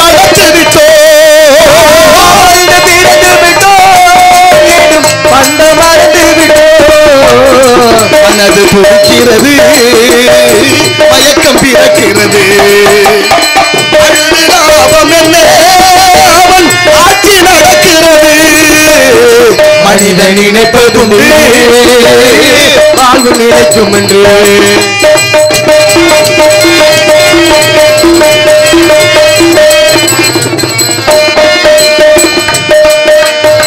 காட்டு மனம் இருந்தால் கவலை மறந்துவிடும் காட்டு மனம் இருந்தால் கவலை மறந்துவிடும் கூட்டை திறந்து விட்டால் அந்த குருவி பறந்துவிடும் கூட்டை திறந்து விட்டால் அந்த குருவி பறந்துவிடும் காலில் விளங்கிட்டோ கடமையென அழைத்தோ நான்கு குவத்துக்குள்ளே தினம் நாட்டியம் ஆடுகின்றோம் மனிதன் நினைப்பதும் வாழ்வு நிலைக்கும் என்று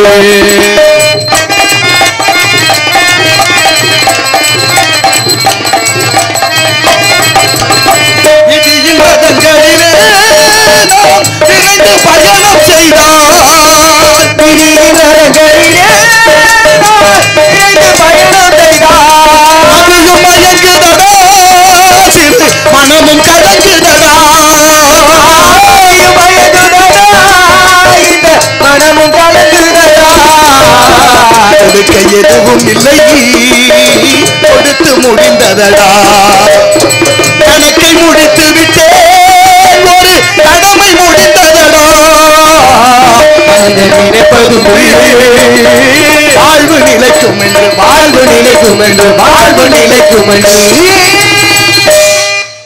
நன்றி நன்றி நன்றி அண்ணன் ஒருத்தர் 10 ரூபா கொடுத்துட்டு போயிருக்காரு அன்னார் அவர்களுக்கு நன்றி உளமார்ந்த வணக்கம் வணக்கம் வணக்கம் வணக்கம் இப்படி எத்தனையோ கதைகளும் காரணங்களும் நம்ம நாட்டு தமிழ்நாட்டினுடைய தேசிய விளையாட்டு என்ன தெரியுமா தமிழ்நாட்டின் தேசிய விளையாட்டு என்ன மாப்பிள்ள கபடி கபடி கபடியில் வெற்றி பெற்றிருக்கிறாள் முதலாவதாக தங்கப்பதக்கம் வெற்ற ஒரு பெண்ணு யார் தெரியுமா தமிழ்நாட்டில் சென்னையில் கார்த்திகா என்ற பெண்ணு அந்த பெண்ணை நம்மெல்லாம் வாழ்த்தணும்ல மகத்துவமான கபடி விளையாட்டில் முதலிடத்தை பெற்ற அந்த பெண்மகள் இன்னும் பல சாதனைகளை புரிய நம்ம எல்லோரும் வாழ்த்துவோம் நல்ல விஷயங்கள்லாம் நாட்டில் உண்டு எத்தனையோ கதைகளும் காரணங்களும் இருந்தும் நாம் ஏன் தாய்மார்கள்லாம் ஒரு நேரம் இறக்கத்தோடு இருந்தாங்க பொம்பளை பிள்ளை பொண்ணு வாக்க போனால் பொண்ணு எப்படிப்பா குணத்தில் எப்படி பசு மாதிரி அப்படின்னா சாந்தமாக இருக்கான்னு அர்த்தம் பால் இறக்குமான்னு கேட்கக்கூடாது புரியுதா இல்லையா ஆமாம் நீங்கள் மாப்பிள்ளை எப்படி நல்லா கம்பீரமானவர் அப்படின்னு தான் இங்கே சொல்லணும் அப்படின்னா மூட்டை தூக்குவாரான்னு கேட்கக்கூடாது அதுவும் தூக்க வேண்டிய நேரம் வந்தால் தூக்கித்தான் ஆகணும் ஏன்னா உழைக்கிறது தப்பு இல்லை அப்படி பெண் மக்கள் எல்லாம் தாய்மார்களுக்கு ஒன்று சொல்லி கொடுத்தாங்க வீட்டு வாசலில் அரிசி மாவில் கோலம் போட சொல்லி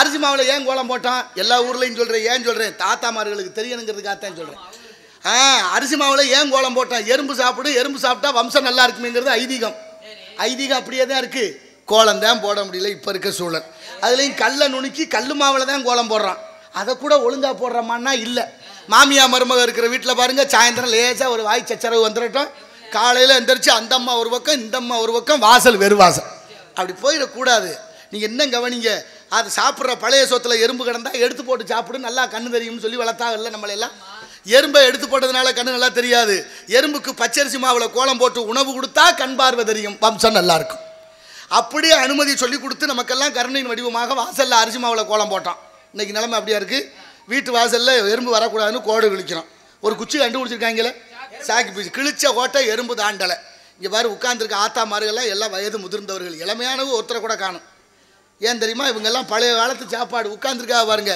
இப்போ இருக்கிற பிள்ளைகளுக்கெல்லாம் இடுப்பு செத்து போச்சு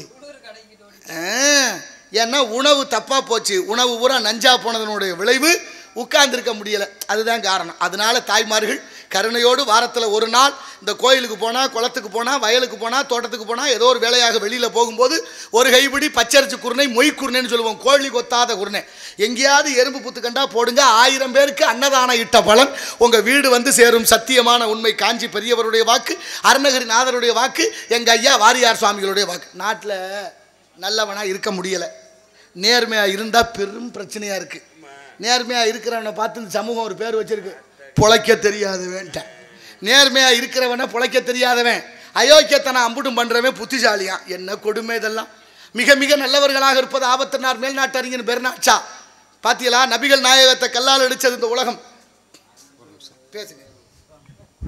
ஹலோ. ஆயக்கலை 64இல் முதன்மையான கலை நாடகக்கலை. இந்த இயல் இசை நாடகத்திற்கு இணையாக வேற எந்த நிகழ்ச்சியும் முடியாது. அப்படிப்பட்ட இந்த நாடகக்கலையில் சிறப்பாக நாரதராக நடிக்கும் அருமை சகோதரர் அவர்களுக்கு சிவகங்கை மாவட்ட குலாளர் சங்கத்தின் சார்பாக ரூபாய் 50 அன்பளிப்பாக அளிக்கிறேன். நன்றிங்கய்யா, நன்றிங்கய்யா, நன்றிங்கய்யா. ரொம்ப அற்புதமான பேச்சோடு எவ்வளோ அழகாக துல்லியமாக சுத்தமாக பேசியிருக்கார். மகிழ்ச்சி. காயமே இது பொய்யடா பெருங்காற்றடைத்த பையடா மாயனார் குயவனார் செய்த மண்ணும் பாண்டம் ஓடடான்னு சொல்லுவாங்க. ஒரு தண்ணி இன்னைக்கு எப்படியோ வாங்கி குடிக்கிறோம். தண்ணி இன்னைக்கு பணத்துக்கு விற்கிது. காசிக்கு விற்கிற தண்ணியை வாங்கி குடிச்சிட்டு வாழ்கிறோம். கால் முட்டி வலிக்குது, இடுப்பு வலிக்குது, அத்தனைக்கும் தண்ணி ஒரு காரணம். அதே தண்ணியை வாங்கி நம்ம குலாளர் செய்யக்கூடிய பானையில் ஊற்றி வைங்க. 24 மணி நேரத்தில் அந்த மண் பானை தண்ணியை சுத்திகரிக்கப்பட்டு நமக்கு சுத்தமான தண்ணியாக கொடுக்கும் என்பதை மறந்து விடாதீர்கள். அப்போ மண்ணு தான் என்றுக்கும் நிலையானது. மண்ணு கட்ட கேடு, ஒரு நெல் போட்டால் 100 நெல் கொடுக்கும். இன்னைக்கு காசிக்கு விற்கிற தண்ணியை மண்பானையில் வச்சுட்டிங்கன்னா அது 24 மணி நேரத்தில் சுத்திகரிக்கப்பட்டு நமக்கு தூய நீராக கொடுக்குது. அதை சாப்பிட்டா நமக்கு உடலுக்கு கெடுதி இல்லை. குறிப்பிட்ட நேரத்துக்கு அப்புறம் அதுவே ஒரு மாதிரியாக மாறும். அப்பொழுது ஊற்றி விட்டு மண்பானையை மீண்டும் கழுவி மறுதரம் தண்ணி பிடிச்சி வச்சுக்கலாம். நமக்கு எப்போதுமே நிரந்தரமானது மண்பானை. அதை மகத்துவமாக கொண்டாட வேண்டும். அதை செய்யும் இந்த தொழிலாளர்களுக்கு ஒரு மதிப்பு கொடுக்கணும். யார் மதிக்கிறா? நாட்டில் எவ்வளவு கொடுமை நடக்குது. நாட்டில் 1 2 அத்தனையும் பேச வேண்டியிருக்கு. திருச்சி பக்கத்தில் ஒரு தம்பி தையல் தொழில், துணி தைக்கிற தம்பி. ஐயா தொழில் தைக்கிறது துணியே வரல, பூரா அந்த ரெடிமேடுங்கிற தச்சே வர்ற சட்டைகளை போட்டுக்கிட்டு பிள்ளையெல்லாம் வருதுகள்ல. எங்கள் தொழிலும் ரொம்ப நலிந்து போச்சு, அதை பற்றியும் பேசுங்கிறார். இப்போ நான் எதை ஆரம்பித்தேன்? அப்படி வள்ளலார் சொன்னது போல இந்த உலகத்தில் நல்லவர்களாக இருக்க முடியல. நபிகள் நாயகத்தை கல்லால் அடிச்சது இந்த உலகம். ஏசுநாதரை சிலுவையில் அரைஞ்ச இந்த உலகம். அப்பர் பெருமான கல்லில் கட்டி கடலில் போட்டா மகேந்திர பல்லவன். ஞான சம்பந்தர் குடியிருந்த மரத்துக்கு தீ வச்சான் ஜமணர்கள் மதுரையிலே. இந்த உலகம் உருண்டேன்னு கண்டுபிடிச்ச விஞ்ஞானி கலிலியோவை உயிரோட கொளுத்தியது இந்த உலகம். மகாத்மாவை சுட்டது இந்த உலகம். இதை விட என்ன வேணும்? வீட்டுக்கு வீடு ஆட்டுக்குட்டி புள்ள மாதிரி வளர்க்குறோம். ஆடு புள்ள மாதிரி வளருது. நம்ம மச்சான் வீட்டுக்கு வந்துட்டாருன்னா அதுக்கு ஆயுசு முடிஞ்சு வரும். எந்த ஆட்டுக்குட்டியாவது பேரம் பேத்தி எடுத்து செத்துருக்கா? ஆடு கடிச்சு மனுஷன் ஜாகலை, கோழி கொத்தி மனுஷன் ஜாகலை, மாடு கடிச்சு மனுஷன் ஜாகலை, மீன் கடிச்சு மனுஷன் ஜாகலை, அதெல்லாம் கடிச்சு மனுஷன் ஜாகலை. நான் ஒன்றும் சொல்லலை. ஆடு செய்வோம், மாடு செய்வோம், மான் செய்வோம், குரங்கு செய்வோம், யானை செய்வோம். மனுஷன் மட்டும் செய்வோம்னா சாப்பிட வர்றதில்லை. நீங்கள் நல்லா கவனிங்க. ஆடு மாடு மனுஷனுக்கு பல்லு தட்டையாக இருக்குது. ஏன்? தாவரத்தை உண்ணுவதற்காக. நாய் நரி புலி சிங்கம் அதற்கெல்லாம் பல்லு கூர்மையாக இருக்குது. ஏன்? மாமிசத்தை உண்ணுவதற்காக. ஆடு மாடு மனுஷனுக்கு கடவா பல்லு இருக்கு, வியர்வை சுரப்பி இருக்கு, வியர்த்தி கொட்டு உடம்பை சரி செய்து விடும். ஆனால் நாய் நரி புலி சிங்கத்துக்கு கடவா பல்லு இல்லை, வியர்வை சுரப்பி இல்லை. நாயோட நாக்கிலேருந்து ஒரு தண்ணி வடியும் திறமை, அது சல்வாய் ஒழுகுதுன்னு சொல்லுவான். அதுதான் அதுக்கு வியர்வை சுரப்பிய. அப்போ அதுக்கு நமக்கு வித்தியாசம் இருக்குல்ல. அப்போ என்ன சாப்பிடணும்னு தெரியுதா இல்லையா? வள்ளுவர் கூட 1330 குறள் எழுதி ஒரு அதிகாரம் 133 வச்சு ஒரு அதிகாரம் புலால் மறுத்தல். கொல்லான் புலாலை மறுத்தானே கைகூப்பி எல்லா உயிரும் தொழுமென்று பாடுகிறாரே. எப்படி இருக்கணும்? 40 வயசுக்கு மேலேயாவது உடல் நலம் கருதி இந்த கண்டதையும் திங்காமல் இருக்கலாம் தானே. அதில் இந்த பிராய்லர்னு ஒன்று வந்துருச்சு. அது படுத்துகிற பாடு நீங்கள் பாருங்கள். அது மாதிரியே ஆட்டுக்குடி தயார் பண்ணிட்டேன், பிராய்லர் மாதிரியே. தெரியுமா இல்லையா? ஆமாம். பிராய்லர் எப்படி ரொம்ப எளிதாக நமக்கு கிடைக்குதோ, வேகமாக உற்பத்தி ஆகுதோ, அதுபோல் ஆடும் கண்டுபிடிக்கப்பட்டாச்சு. அப்படிப்பட்ட மகத்துவம் எங்கள் ஐயா வாரியார் சொல்கிறாரு. மனுஷன் செத்தா புதைக்கிறது சுடுகாடு, மனுஷன் செத்தா புதைக்கிறது சுடுகாடு, ஆட்டையும் மாட்டையும் கொண்டு புதைக்கிறீங்கள, வயிறு என்ன சுடுகாடான்னு கேட்குறாரு. 40 வயசு சொல்லுவாங்கல்ல, ஆணைக்கு ஒரு காலம் வந்தா பூனைக்கு ஒரு காலம் வரும். ஆணைன்னா பசு, பசுவோட மார்பில் பால் வரும். அதை காய்ச்சி உர ஊற்றி தயிராக்கி அதை கடைஞ்சி எடுத்து பதம்ங்கிற வெண்ணெய், அதை உருக்குனா நெய். அப்படிங்கிற என்ற பசுவோட நெய் சாப்பிட்றதுக்கு ஒரு காலம். பூனை அப்படின்னா பூலேருந்து வரக்கூடிய தேன் சாப்பிட்றதுக்கு ஒரு வயசு. இதைத்தான் ரொம்ப பக்குவமாக முன்னோர்கள் சொன்னார்கள். 40 வயதுக்கு கீழே நெய் சாப்பிடுங்க, 40 வயதுக்கு மேலே தேன் சாப்பிடுங்க. அப்போ நல்லவர்களாக வாழ்கிறது எவ்வளோ பெரிய சிரமம்னு நீங்கள் யோசிங்க. அப்படிப்பட்ட இந்த உலகத்தில் தான் வள்ளலார் பிறந்து வாடிய பயிரை கண்டபோதெல்லாம் வாடினேன் இறைவா என்று பாடியிருக்கிற அந்த பாட்டுக்குள்ள அவ்வளோ அர்த்தங்கள் இருக்குது. பசித்திரு தனித்திரு விழித்திரு என்று பாடுகிறார். பசித்திரு பா, தனித்திரு தா, விழித்திரு வி, மூன்றையும் சேர்த்தால் பதவி வரும். பதவி வரும்போது பணிவு வர வேண்டும், பணிவு வந்தால் துணிவு வர வேண்டும் தோழா அப்படின்னு பாடிய பாடலுக்கு இணையாக அந்த மகான் பிறந்த நாட்டில் எத்தனையோ கதைகளும் காரணங்கள் நமக்காக வழங்கி இருக்கிறார்கள் முன்னோர்கள். அதையெல்லாம் நாளைய சமுதாயத்திற்கு கடத்த வேண்டிய கடமையும் பொறுப்பு நமக்கு இருக்கு என்பதை உணர். ஆண்டவன் படைப்புல எல்லாருக்கும் ஆறறிவு இருக்கா? இல்ல. ஏன் இல்ல? ஆண்டவன் படைப்பு இருக்கு, எல்லாருக்கும் ஆறறிவு ஆண்டவன் வச்சுதான் அனுப்புனேன். எத்தனை பேர் பயன்படுத்துறான்? சில பேருக்கு 5 அறிவான், சில பேருக்கு 4.5 அறிவான். எது சரின்னு சரியா சிந்திக்க தெரியாத மனிதன் தான் இப்படி சொல்லப்படுது. நீங்க பாருங்க, மாவு மாக்களும் ஐயறிவினவை என்பது தொல்காப்பியம். கம்பரே வர்றாரு, மக்களும் விலங்கு ஒண்ணுன்னு. என்ன அர்த்தம்? சில வீட்டுகளை போய் கேட்டு பாருங்க, ஏமா உங்க வீட்டுக்காரருங்க இந்த அங்கிட்டு தான் திரியும் வரும், அப்புறம் திரியும் வரும்னா என்ன ஆட மாடன் ஆகி போச்சா? ஆனால் தமிழன் அதற்கு அக்தினேன்னு பேர் வச்சான். ஓரறிவு குறைஞ்ச மிருகத்தை கூட தாழ்வுன்னு சொல்லாமல் அப்படிப்பட்ட உயர்ந்த குணம் படைத்த இந்த தமிழ் சமூகம் இன்று இருக்கும் நிலைதான் ரொம்ப வேதனையாக இருக்குது. இளைஞர்களுக்கு இதன் வாயிலாக நான் ரொம்ப பணிவோடு கேட்டுக்கிறேன். நாளைய தலைமுறையை வளர்க்குற நீங்கள் உடலை கெடுத்துக்கொண்டு மதுபானத்துக்கு அடிமையாகி போய்விடாமல் தயவு செய்து மாறுங்கள். நீங்கள் நினச்சா எல்லா மாற்றத்தையும் கொண்டு வர முடியும். படித்தவர்லேருந்து படிக்காதவர் வரைக்கும் அத்தனையும் இப்படி மாறி போகிறதா ரொம்ப வேதனையாக இருக்குது. பாரதி சொன்னது போல நெஞ்சு பொறுக்குதில்லையே நிலைகட்ட மாந்தரை நினைந்து விட்டால் நெஞ்சு பொறுக்குதில்லை என்று பாடினான். அதுதான் ஞாபகம். இருந்தாலும் இந்த இடத்தினுடைய சிறப்பை பார்க்கின்ற பொழுது 2 வைங்க. மனிதனெல்லாம் தெரிந்து கொண்டான், வாழும் வகை புரிந்து கொண்டான், இருந்த போது மனிதனுக்கு ஒன்று மட்டும் தெரியவில்லை. ஓ ஓ மனிதனெல்லாம் தெரிந்து கொண்டான், வாழும் வகை புரிந்து கொண்டான், இருந்த போது மனிதனுக்கு ஒன்று மட்டும் தெரியவில்லை. ஓ ஓ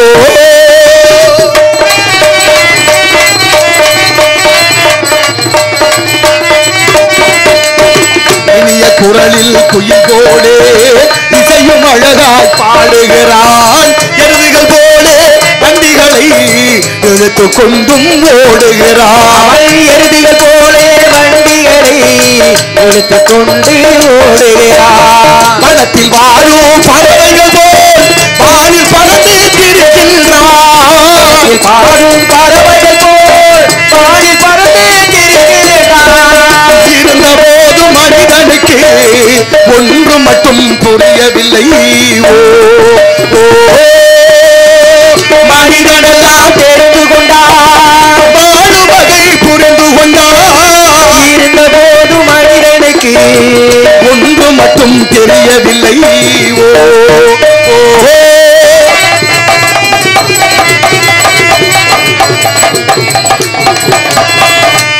பாம்பின் குடும்பி சக்தி சொல்லிக் கொடுக்க தெரிந்து கொண்டான். புள்ள நடை போல் தந்திரத்தால் கொடியை கெடுக்க புரிந்து கொண்டான். புள்ள நடி போல் தந்திரத்தால் குடியை கெடுக்க தெரிந்து கொண்டான். வெள்ளி பணத்தால் மற்றவரை விலக்கி வாங்க தெரிந்து கொண்டான். வெள்ளி பணத்தால் மற்றவரை விலக்கி வாங்க தெரிந்து கொண்டான். மனிதனாக வாழ மட்டும் மனிதனுக்கு தெரியவில்லை. ஓ ஓ மனிதனெல்லாம் தெரிந்து கொண்டான், வாழும் வகை புரிந்து கொண்டான். இருந்த போது மனிதனுக்கு மனிதனாக வாழ மட்டும் மனிதனுக்கு தெரியவில்லை. ஓ நன்றி நன்றி நன்றி. பலே பலே பலே தம்பி 2 பேருக்கும் 4 பேருக்கு நன்றி. ஐயா வலசை செல்லாயி இளைஞர் பேரவையின் சார்பாக ரூபாய் 151 வழங்கியிருக்கிறார்கள். வலசைனா வளச்சேரிப்பட்டி. செல்லாயி அம்மன் இளைஞர் நற்பணி மன்றத்தின் சார்பாக ரூபாய் 151 வழங்கியிருக்கிறார்கள். மரியாதைக்குரிய அம்பாளுடைய பெயரில் வைத்திருக்கக்கூடிய இளைஞர் மன்றத்தார்கள் அனைவருக்கும் நெஞ்சம் நிறைந்த நன்றிகளும் வணக்கங்களும். இளைஞர்களே, நீங்கள் எல்லாம் நினச்சிங்கன்னா நம்ம ஊரை சுத்தப்படுத்திடலாம். இந்த ஊர் சுத்தமான பக்கத்தில் இருக்கிற ஊர்களும் சுத்தமாகும். அந்த வகையில் படிக்கிற பிள்ளைங்க வீட்டில் இருக்க சின்ன குழந்தைகளுக்கு எதையும் தெருவில் போடாதேன்னு சொல்லிக் கொடுங்க. நாடு சுத்தமாக வேண்டும், நாமும் சுத்தமாக இருக்க வேண்டும். பண்பாடுகளை ஒழுக்கத்தை நாம் கற்றுக் கொடுக்க வேண்டும். உலக நாடுகளெல்லாம் நாகரிகத்தை நம்மகிட்ட இருந்து கற்றுக் கொடுத்ததாக வரலாறு சொல்லுது. இன்னைக்கு கீழடியில் இருக்கக்கூடிய தொல்லியல் துறை ஆய்வு சொல்லுது, 2000-3000 ஆண்டுகளுக்கு முன்னாலே தமிழன் நாகரிகத்தோடு கழிவறை கட்டி வாழ்ந்ததாக வரலாறு சொல்லுது. என அறிவில் சிறந்த பெரியோர்களே, அப்படி நாகரிகத்தோட 3000 ஆண்டுகளுக்கு முன்னாலே வாழ்ந்திருந்தால் இப்போ நாம் எப்படி இருக்கணும்னு நினச்சி பாருங்க. நம்மளை பூரா காட்டு முராண்டியெல்லாம் ஆக்கி வச்சு நம்மளை பூரா காட்டு முராண்டியல்னே சொல்லிக்கிட்டு இருக்கான் சில பேர். எவ்வளோ பெரிய கொடுமை இதெல்லாம்! இந்த உலகத்துக்கே வீரமும் அறிவும் கடன் கொடுத்த தமிழ் சமூகம். சிந்தித்து பாருங்க. சில பேர் சொல்கிறேன் ஆட்டு மந்த மாதிரி இவங்க எல்லாம் செம்பரி ஆட்டு கூட்டம்ங்கிறான். நம்மளெல்லாம் செம்மறி ஆட்டு கூட்டம்னா என்னன்னு தெரியுதா உங்களுக்கு? ஆடு மேய்க்கிறவங்க ஆடு விரட்டிக்கிட்டு போகிறது குறுக்க ஒரு வாய்க்கால் கிடக்குன்னு வச்சுக்கோங்க. செம்மறி ஆடு தாண்டாது, அப்படியே உருண்டுக்கிட்டு நின்றோம். இப்போ ஆடு மேய்க்கிறவர் ஒரு ஆட்டுக்குட்டியை பிடிச்சி மல்லு கட்டி இழுத்து அந்த பக்கம் விட்டுட்டாரு, அம்பிட்டு ஆடும் அங்கிட்டு ஓடி போயிடும். அப்போ என்ன சொல்கிறேன், யார் எங்கிட்டு போகிறானோ அங்கிட்டு சாஞ்சிருவாங்கிற மாதிரியே சொல்கிறேன். அப்படி இருக்கலாமா நம்ம? சாஞ்சா சாயிர பக்கமே சாயிர செம்மறி ஆடுகளானு பாடல்களே இருக்குது. அப்போ இந்த உலகத்துக்கே வீரமும் அறிவும் கடன் கொடுத்த இந்த சமூகம் ஏன் இப்படி இருக்க வேண்டும்? ஊரு சுத்தமாக அம்பாளி இளைஞர் மன்றத்தாருக்கு பணிவோடு வேண்டுகோள் வைக்கிறேன். இந்த மாதிரி கீழே கிடக்கிற காகிதங்கள் நெகிழித்தாள்கள் அத்தனையும் சுத்தப்படுத்த வேண்டும். அதை ஒரு குழுவாக அமைத்து செயல்படுங்கள். இந்த இறைவனும் இயற்கையும் உங்களுக்கு பேரருள் புரியும். நாளைய தலைமுறை உங்களை வாழ்த்தட்டும். அதையெல்லாம் கடமையோடு செய்து விட்டால் எவ்வளவு பெரிய மகத்துவமான வீட்டுக்கு ஒரு மரம் வளர்ப்போம் என்று அரசாங்கம் சொல்லுது. அரசாங்கம் சொல்கிற மரம் ஏதோ ஒன்று வச்சா போதும்னு சொல்லுது. நீங்கள் அப்படி இருக்கக்கூடாது. மரம் வளர்ப்பது வீட்டில் எத்தனை பேர் இருக்கமோ அத்தனை பேருக்கு ஒரு மரம் வளருங்கள். அப்படிப்பட்ட மரம் வளர்த்தால் அதில் பறவைகள் வந்து கூடு கட்டணும். அதுதான் மரம்.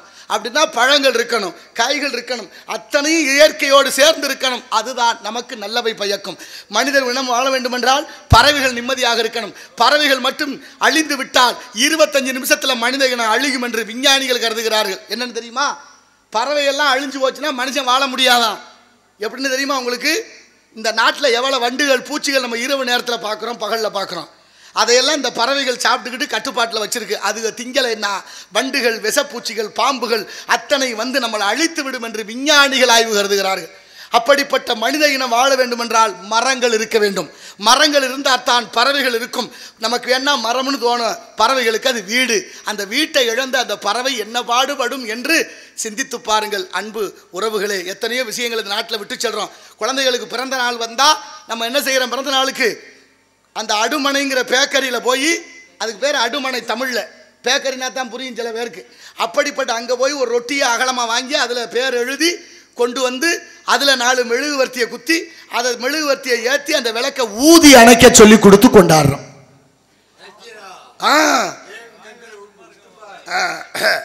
என்னடா ஆளை காணுமேனு பார்த்தேன். உட்காருங்க உட்காருங்க. மன்றா நற்பணி உட்காருங்க உட்காருங்க ஐயா உட்காருங்க. சரி சொல்கிறேன், நான் தான் சொல்லிக்கிட்டு தான் இருக்கேன். உட்காருங்க உட்காருங்க. சரி, என்னடா இவ்வளவு நேரம் ஒரு நினைப்பது நமது பழக்கம் அல்ல, நமது கலாச்சாரம் அல்ல, அது மேலை நாட்டு கலாச்சாரம். உண்மையிலேயே விளக்கு ஏற்றணும். வீட்டுக்கு வர்ற பொண்ணாக இருந்தாலும் சரி, பொம்பளை பிள்ளை யாராக இருந்தாலும் விளக்கேற்றி வழிபடுவதுதான் சரியான நியாயம். அப்படிப்பட்ட பொம்பளை பிள்ளைகளுக்கோ ஆம்பளை பிள்ளைகளுக்கோ பிறந்த நாள் வந்தால் ஒரு விளக்கேற்றி வைக்க சொல்லுங்கள், ஒரு குடம் நிறைய தண்ணி வைக்க சொல்லுங்கள், ஒரு நிறைய அரிசி வைக்க சொல்லுங்கள், புத்தாடை உடுத்துங்க, இனிப்பு வாங்கின. மரங்களை வெட்ட முடியாது என்று மறுத்த குடும்பங்கள் கட்டிப்பிடிக்கிற பொழுது மன்னன் உத்தரவுப்படி அத்தனை பேரை வெட்டி கொன்று விட்டு மரத்தை வெட்டியதாக வரலாறு சொல்லுது.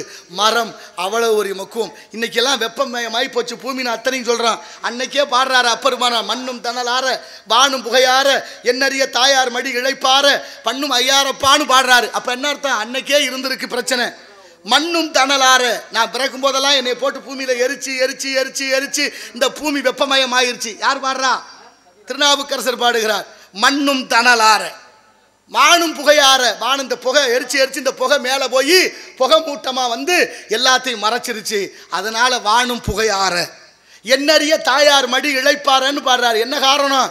தாயார் என்ன சுமக்கிறா, எத்தனை பிறவி சுமந்து சுமந்து சுமந்து சுமந்து அந்த வேகுதே கும்பி ஐயோன்னு பாடுறாள்ல, அதனால என் தாயாருடைய மடியும் இழைப்பாரனை இனி ஒரு பிறவி எனக்கு வேண்டான்னு பாடுறார்.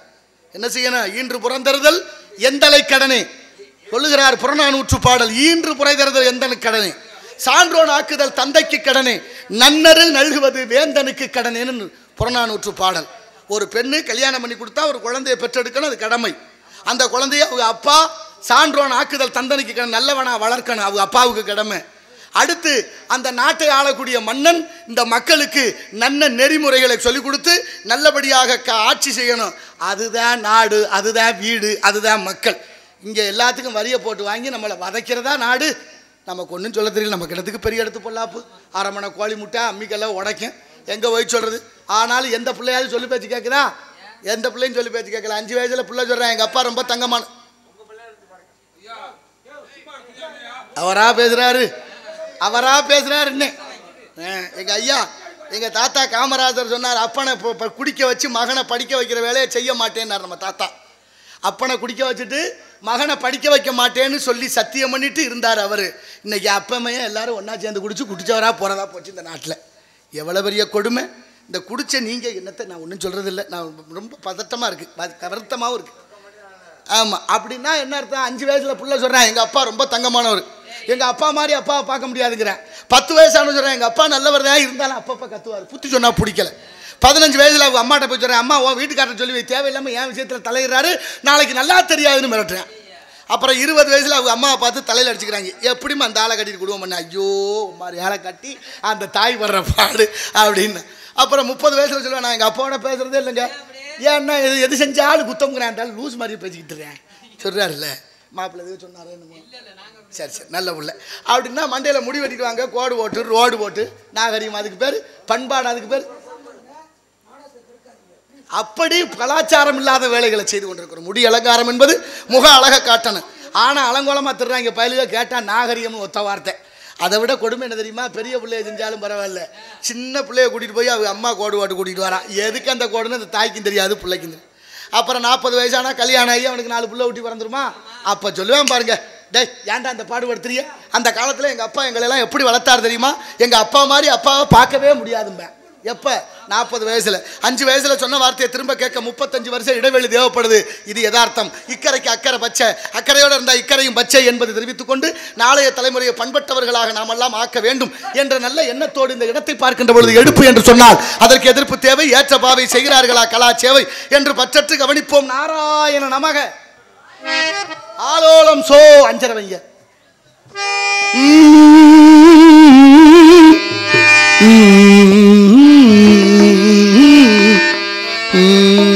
செந்தாழம் பூவில் செந்தாழம் பூவில் வந்தாடும் சென்றல் என் மீது மோதுதம்மா,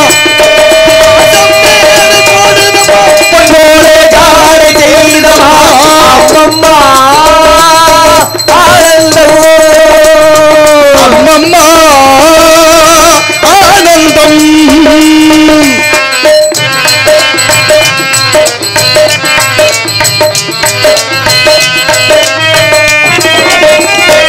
நெளிந்து போகும் பாதை மங்கை மேக பூந்தலோ, அழகு நீங்க மாதம் மாறி மங்களோட கூந்தலோ, மழைந்து செல்லும் வெள்ளம் பருவமான ஊடலோ, ஆலங்கரி மேலே கிளி தேன் கனிகளை தேடுது, ஆசை குயில் பாசையின்றி ராகம் என்ன பாடுது, காடு கமலைகள் தேவன் கலைகள் செந்தாழம் பூவில் செந்தாழம் பூவில் வந்தாடும் செல்வன் என் மீது மோதுதம்மா.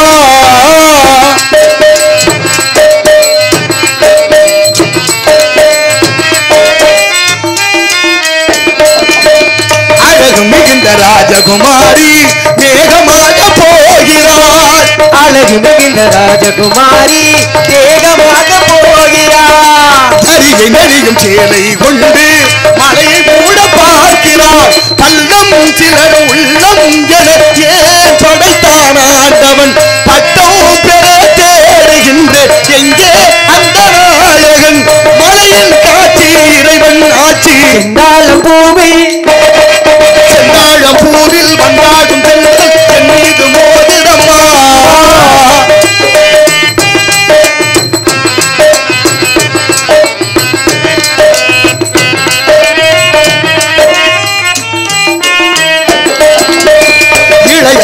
மழையில் வந்தால் ஏக பொற்க சிந்தனை, இதழை வருடும் பணியின் காற்றும் கம்பம் செய்த வர்ணனை, ஓடை தரும் வாடை காற்றும் உலகை காட்டுது, உள்ளே வரும் வெள்ளம் ஒன்று எங்கோ என்னை கூட்டுது, மரவே மரவே அற்புத காட்சி. செந்தாழம் பூவில் செந்தாழம் பூவில் வந்தாடும் என் மீது மோதுதமா, புவாசம் மேலே மாறுதமா, பொன்போடு ஆடு பேசுதம்மா, அம்மம்மா ஆனந்தம் அம்மம்மா ஆனந்தம். சிறப்பு சிறப்பு. வாழ்க பல்லாண்டு. 4 பேருக்கும் 4 பேர் வேணும், எப்போதும் 4 பேர் வேணும்ல. 4 பேர் போன பாதையில் போகணும், 4 பேர் மெச்ச வாழணும், மாதா பிதா குரு தெய்வம் மெச்ச வாழணும். 4 பேர் போன பாதை அப்பர் சுந்தரர் மாணிக்கவாதர் ஞான சம்பந்தர். அப்படி நல்ல மார்க்கத்தில் நல்ல பக்தி மார்க்கத்தில் அந்த 4 பேர் எல்லாத்துக்கும் 4 தேவைப்படும். கடைசியாக நம்ம போய் சேர்றதுக்கு 4 தேவைப்படும். அதனால 4 பேர் 4 விதமாக பேசத்தான் செய்வாங்க. அதெல்லாம் காதில் வாங்காமல் போகிற பாதையை சரியாக செம்மைப்படுத்தி பாதையை நம்ம தேடாமல் பாதையை உருவாக்கணும் அப்படின்னு சொன்னாங்க இல்லையா? அதனால 4 விஷயத்த 4 விதமாக 4 பேர் 4 இடத்துல இருந்து 4 தினமாக பேசினா நம்மளும் 4 நாளாக எடுத்து யோசிக்காமல் அதுக்கு என்ன அர்த்தம், எவர் சொன்னாயினும் அது சரியான சொல்லா என்று பார்க்க வேண்டும். அப்படிப்பட்ட மகத்துவம் வாய்ந்த இந்த இடம் வேள்விமலை சாரல். வள்ளி இங்கே காவல் காத்து கொண்டிருக்கின்றால் முருகப்பெருமானுக்காக 12 ஆண்டு கால தவம். அப்பேற்பட்ட அப்பா வள்ளல், அம்மா வள்ளி. இதை உணர்ந்து விட்டால் உலகம் உய்வு பெறும். அப்படிப்பட்ட 12 கரங்களாலே அள்ளி கொடுக்கிறார். அருவமும் உருவமாகி அனாதையாய் பலவாய் ஒன்றாய் பிரமமாய் நின்ற சோதி பிளம்பதோர் மேனியாகி கருணைகூர் முகங்களாரும் கரங்கள் 12 கொண்ட ஒரு திருமணல் உலகம் என்று பாடுகிறார் அச்சேப சிவாச்சாரியார். அப்படி 12 கரங்களாலே ஏழை எளிய மக்களுக்கு வேண்டுவர்களுக்கெல்லாம் எல்லா வளமும் நலங்களையும் வாரி வழங்கக்கூடிய வள்ளல் முருகப்பெருமான். வள்ளி, வள்ளல்னா வள்ளின்னு வரணும்ல, அதான எதிர்ப்பதம். உத்தமன் உத்தமி, சங்கரன் சங்கரி, அரண் அரி, அண்ணன் அண்ணி, பொன்னன் பொன்னி. இப்போ அப்படின்னா என்ன அர்த்தம்? வள்ளி வள்ளல்னா வள்ளின்னு வரணும், அதானே சரி. அப்போ முருகப்பெருமானை அடைய வேண்டும் என்ற தவத்தோடு இங்கே வாழ்ந்து கொண்டிருக்கின்றாள் வள்ளி. 12 ஆண்டு கால தவம் காவல் காத்து கொண்டிருக்காள். கழகத்தை இங்கே தொடங்கி அவளை சிறப்பாக கொண்டு போய் முருகனிடத்தில் சேர்ப்பது எமது பணியாகும். அப்படிப்பட்ட பணியோடு காலமும் கடந்து கொண்டே இருக்கிறது. யாமறிந்த மொழிகளிலே தமிழ் மொழி போல் இனிதாவது எங்கும் காணும் என்றார் எட்டயபுரத்து முண்டாசி கவிஞன் மீசை கவிஞன் பாரதி. நீங்கள் நீரில்லா நெற்றி பாழ்னு ஒரு வார்த்தை இருக்குது. நீரில்லா நெற்றி, இந்த நெற்றியில் விபூதி இருக்கணும். நீர்னு திருநீர்னு பேர். ஒருத்தர் விபூதியே பூசாமல் தறி நெய்கிற வேலையில் இருந்திருக்கார். அவருக்கு வேலை எப்போதும் பேசுகிற கதையெல்லாம் விட்டு கொஞ்சம் மாற்றி மாற்றி பேசுகிறேன்னா ஆமாம் அதுதான் நல்லது. மாறி இருக்க மாற்றணும்ல, ஒரே மாதிரி இருந்தால் நல்லா இருக்காது இல்லை? சரி, அப்போ அப்படி தறி நெய்கிறாரு. தறி நெய்கிற போது அவர் சாமி கும்பிட்றதில்ல, சிவநாமம் சொல்கிறதில்ல, நெத்தியில் விபூதி இல்லை. அவர் மனைவி ரொம்ப பக்தியோடு இருப்பான். எப்போதுமே வீட்டில் ஆம்பளையால் கண்டபடி தெரிஞ்சாலும் பெண்கள்லாம் வழிபாடு பண்ண செய்வாங்க. அதுதான் ரொம்ப பெரிய பெரிய குடும்பங்களில் கடவுளே இல்லைங்கிற அங்கே முன்னாடி ஜாமி போகிற கதையெல்லாம் பார்த்துருக்கோம்ல. அப்படின்னா அப்படி என்ன ஆச்சு? இப்போ அவர் போய் ஒரு அடியார் சொன்னார், இங்கே வாயா, நீ என்ன வேலை செஞ்சாலும் அந்த வேலை வெற்றிகரமாக முடியணும்னா இறை சிந்தனை இருக்கணும். நெத்தியில் விபூதி பூசலாமே. அடையாங்க விபூதி பூசுகிற நேரத்துக்குள்ள ஒரு காவரக்கடை நெஞ்சிருவேன், அந்த வேலை கெட்டு போயிருமில்ல. அட என்னையா நீ, சரி பரவாயில்ல விபூதி பூச வேண்டாம், நாக்கிலையாவது ஒரு வார்த்தையை சொல்லு, நம்ம சிவாயா என்ற 5 எழுத்து தானே, 50 எழுத்து கூட இல்லையா சொல்லுவேன். அதெல்லாம் சொல்ல நான் யோசிக்கிறதுக்குள்ள இன்னும் 2 விரக்கடை சேர்த்து நெஞ்சிருவேன். அட என்னையா நீ, சரி அதை விடியா, அதுவும் வேண்டாம், கழுத்தில் ருத்ராட்சமாவது போடலாம்ல சிவ சின்ன. அதுக்கு அவர் பதில் சொன்னார், அதை போட்டிருந்தேன்னா இந்த நூல் அந்த ருத்ராட்சத்தில் சிக்கி என் உயிருக்கே ஆபத்தா போயிடும், அதெல்லாம் போட முடியாது. என்னடா எது சொன்னாலும் வேண்டாங்கிறானே, எப்படியாவது மாற்றணுமேனு முயற்சி பண்ணார். அவர் அடியார் சொன்னார், இங்கே வாயா, தினமும் காலையில் உணவு உண்ணுகிறீல்ல, சாப்பிட்றீல்ல, அந்த சாப்பிட்றதுக்கு முன்னால் விபூதி பூசின முகத்தை பார்த்துட்டு வந்து சாப்பிட்றியா அப்படின்னு கேட்டார். அவர் அதுக்கு சரின்னு சொல்லி தான் படக்கணும். ஏன்னா அவர் வீட்டுக்கு எழுத்த வீட்டில் ஒரு குயவனார், அவர் எப்போதும் நெத்தி நிறையா விபூதியோடு இருப்பாராம். குழால் நெத்தி நிறைய மங்களகரமாக விபூதி பூசி இருப்பாராம். ஒரு நாள் கூட விபூதி இல்லாமல் அவர் இருப்பதே இல்லையா. அப்படிப்பட்ட அவரை பார்த்துட்டு நம்ம சாப்பிட்லாம்னு இவர் முடிவு பண்ணி சரின்னு ஒத்துக்கிட்டார்.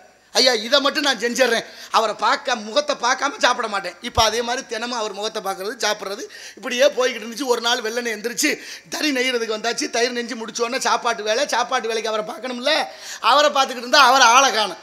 எங்கடா ஆளை காணுமேனு பார்த்தா ரொம்ப நேரம் இருந்து பார்த்துட்டு போய் அந்த வீட்டு அம்மாவை கூப்பிட்டு, அம்மா உங்கள் வீட்டுக்காரருங்க, எப்போதும் அவர் முகத்தில் முழிச்சிட்டு தான் போய் சாப்பிடுவேன், இன்றைக்கின்னு பார்த்தா ஐயாவை காணுமே.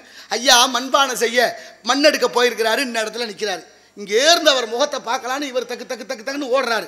அவர் அங்கே மண்ணை தோண்டி கொஞ்சம் கொஞ்சமாக எடுத்து உருட்டி சேர்த்துக்கிட்டு இருக்காரு. அப்படி எடுக்கும்போது கீழே இருந்து ஒரு புதையல் மேலே வருது, ஒரு குடத்துக்குள்ளே தங்க காசு அப்படி மேலே வருது. அவர் அதை தூக்க போக இவர் டக்குன்னு ஒடியாராரு. சத்தம் கேட்டு இவர் திரும்பி பார்க்க அவர் இவர் முகத்தை பார்த்துட்டே வர்றேன்ட்டு வந்துட்டார். அவர் பார்த்ததை அவர் முகத்து நெத்தியில் இருந்த விபூதியை இவர் நினச்சிட்டாரு, புதையல் எடுத்ததை பார்த்துக்கிட்டானே ஊருக்குள்ளே சொல்லிட்டா சிக்கலாகி போயிருமேனு நேராக புதையல் பானையை வீட்டுக்கு கொண்டு வந்து 2 பங்காக வச்சு அவர் போய் சாப்பிட்டுக்கிட்டு இருக்காரு. இவர் பாதியை கொண்டுக்கிட்டு அங்கே போகிறாரு. இங்கே வாங்கன்னு, நீங்கள் பார்த்ததெல்லாம் சரி, ஒன்றும் பிரச்சனை இல்லை, யார்ட்டையும் சொல்லிடாதீங்க. அதனால் நீங்கள் எதை பார்த்திய? நான் உங்கள் முகத்தை பார்த்தேன். அப்படியா, நீங்கள் புதையல் எடுத்ததை பார்க்கல? ஆடாடா பார்த்தேன்னா அதே நினச்சேனே. இந்தாங்க நீங்கள் பார்த்தீங்களோ பார்க்கலையோ பார்த்துட்டேன்னு சொல்லிட்டீங்கல்ல. அதனால் என்ன செய்ய, அங்கேருந்து கிடச்சது ஒரு புதையல் பானை. அந்த பானையை உடச்சி ஆளுக்கு 2 பங்காக வச்சுட்டேன். எனக்கு ஒரு பங்கு, உங்களுக்கு ஒரு பங்கு. இந்தாங்க விபூதியை நீங்கள் பார்த்ததுக்காக உங்களுக்கு பாதி பங்குன்னு கொடுத்துட்டு போனார். இந்த கதை என்ன சொல்ல வருது? ஒரு விபூதி பூசின முகத்தை பார்த்ததுக்கே பாதி புதையல் வீடு வந்து சேர்ந்துருக்கே. எந்த நேரமும் விபூதியை பூசியிருந்தா என்னெல்லாம் நமக்கு கிடைக்கும்னு யோசிச்சு பாருங்க. அப்போ எந்த நேரமும் விபூதியோட குங்குமத்தோட மங்களகரமாக இறைவனை நினைச்சு கொண்டே வாழ்ந்தால் வாழ்க்கை சிறக்கும். அப்படிப்பட்ட மங்களகரமான இந்த இடத்தை பார்க்கின்ற பொழுது காலதாமதம் காரியத்திற்கு கேடு. வள்ளி வாழ்ந்து கொண்டிருக்கின்றால் ஒரு பாட்டு பாடுவோம். 2 பாப்பா மல்லி மல்லி செண்டு மல்லி ஆள சத்துதடி அது கிள்ளி கிள்ளி என்ன மேல ஒசத்துதடி ஓ மச்சானுக்கு ஆசேவம் மேலே நான் கண்டேனில்லை எங்கும் போலே மல்லி மல்லி செண்டு மல்லி ஆள சத்துதையா அது கிள்ளி கிள்ளி என்ன மேல ஒசத்துதையா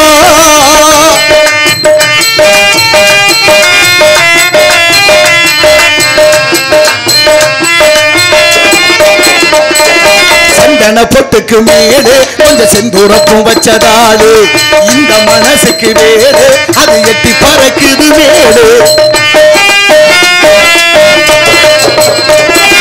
சந்தன பொட்டுக்கு மேலே கொஞ்சம் செந்தூரப்பும் வச்சதாடு இந்த மனசுக்கு வேறு அது எட்டி பறக்குது மேலே சின்ன இடுப்புல வண்ண உடுப்புல என்ன தவிக்குது என்ன சொல்ல சின்ன இடுப்புல வண்ண உடுப்புல என்ன தவிக்குது என்ன சொல்ல மன்னர அம்பையும் விட்டு புட்டா வந்தன தொட்டு புட்டா இந்திரங்கண்ணால சுட்டு புட்டா இன்பத்தை கொட்டி புட்டா சொந்தமா வந்து சொல்லிய தெரிந்து சொல்லி கொடுக்குது அள்ளி கொடுக்குது சத்துரையா அது கிள்ளி கிள்ளி என்ன மேல ஒசத்துரையா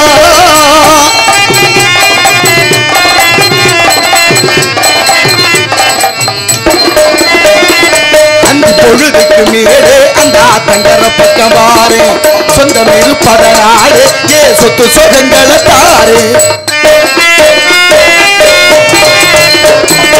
அந்தி பொழுதுக்கு மேலே அந்த ஆத்தங்கர பக்கம் வாரு சொந்தம் இருப்பதனாலே ஏ சொத்து சொகங்களை தாரு சுந்தரிய கொடி முந்திரியே உன்னை தூக்கிட்டு தோப்புக்கு போரு சுந்தரிய கொடி முந்திரியே உன்னை தூக்கிட்டு தோப்புக்கு போரு சொல்லி பாரு சட்டை போடு மச்சா தோப்புக்கு வர மச்சா வெள்ளியில மெட்டி போடு மச்சா வீட்டுக்கு வர மச்சா வாடிக்கையாகுது அது கிள்ளி கிள்ளி என்ன என்றா மேல ஒசத்துதையா ஓ மச்சானுக்கு ஆசேவம் மேலே நான் கண்டேனில்லை எங்கும் போலே மல்லி மல்லி செண்டு மல்லி ஆள ஒசத்துதையா அது கிள்ளி கிள்ளி என்ன என்றா மேல ஒசத்துதையா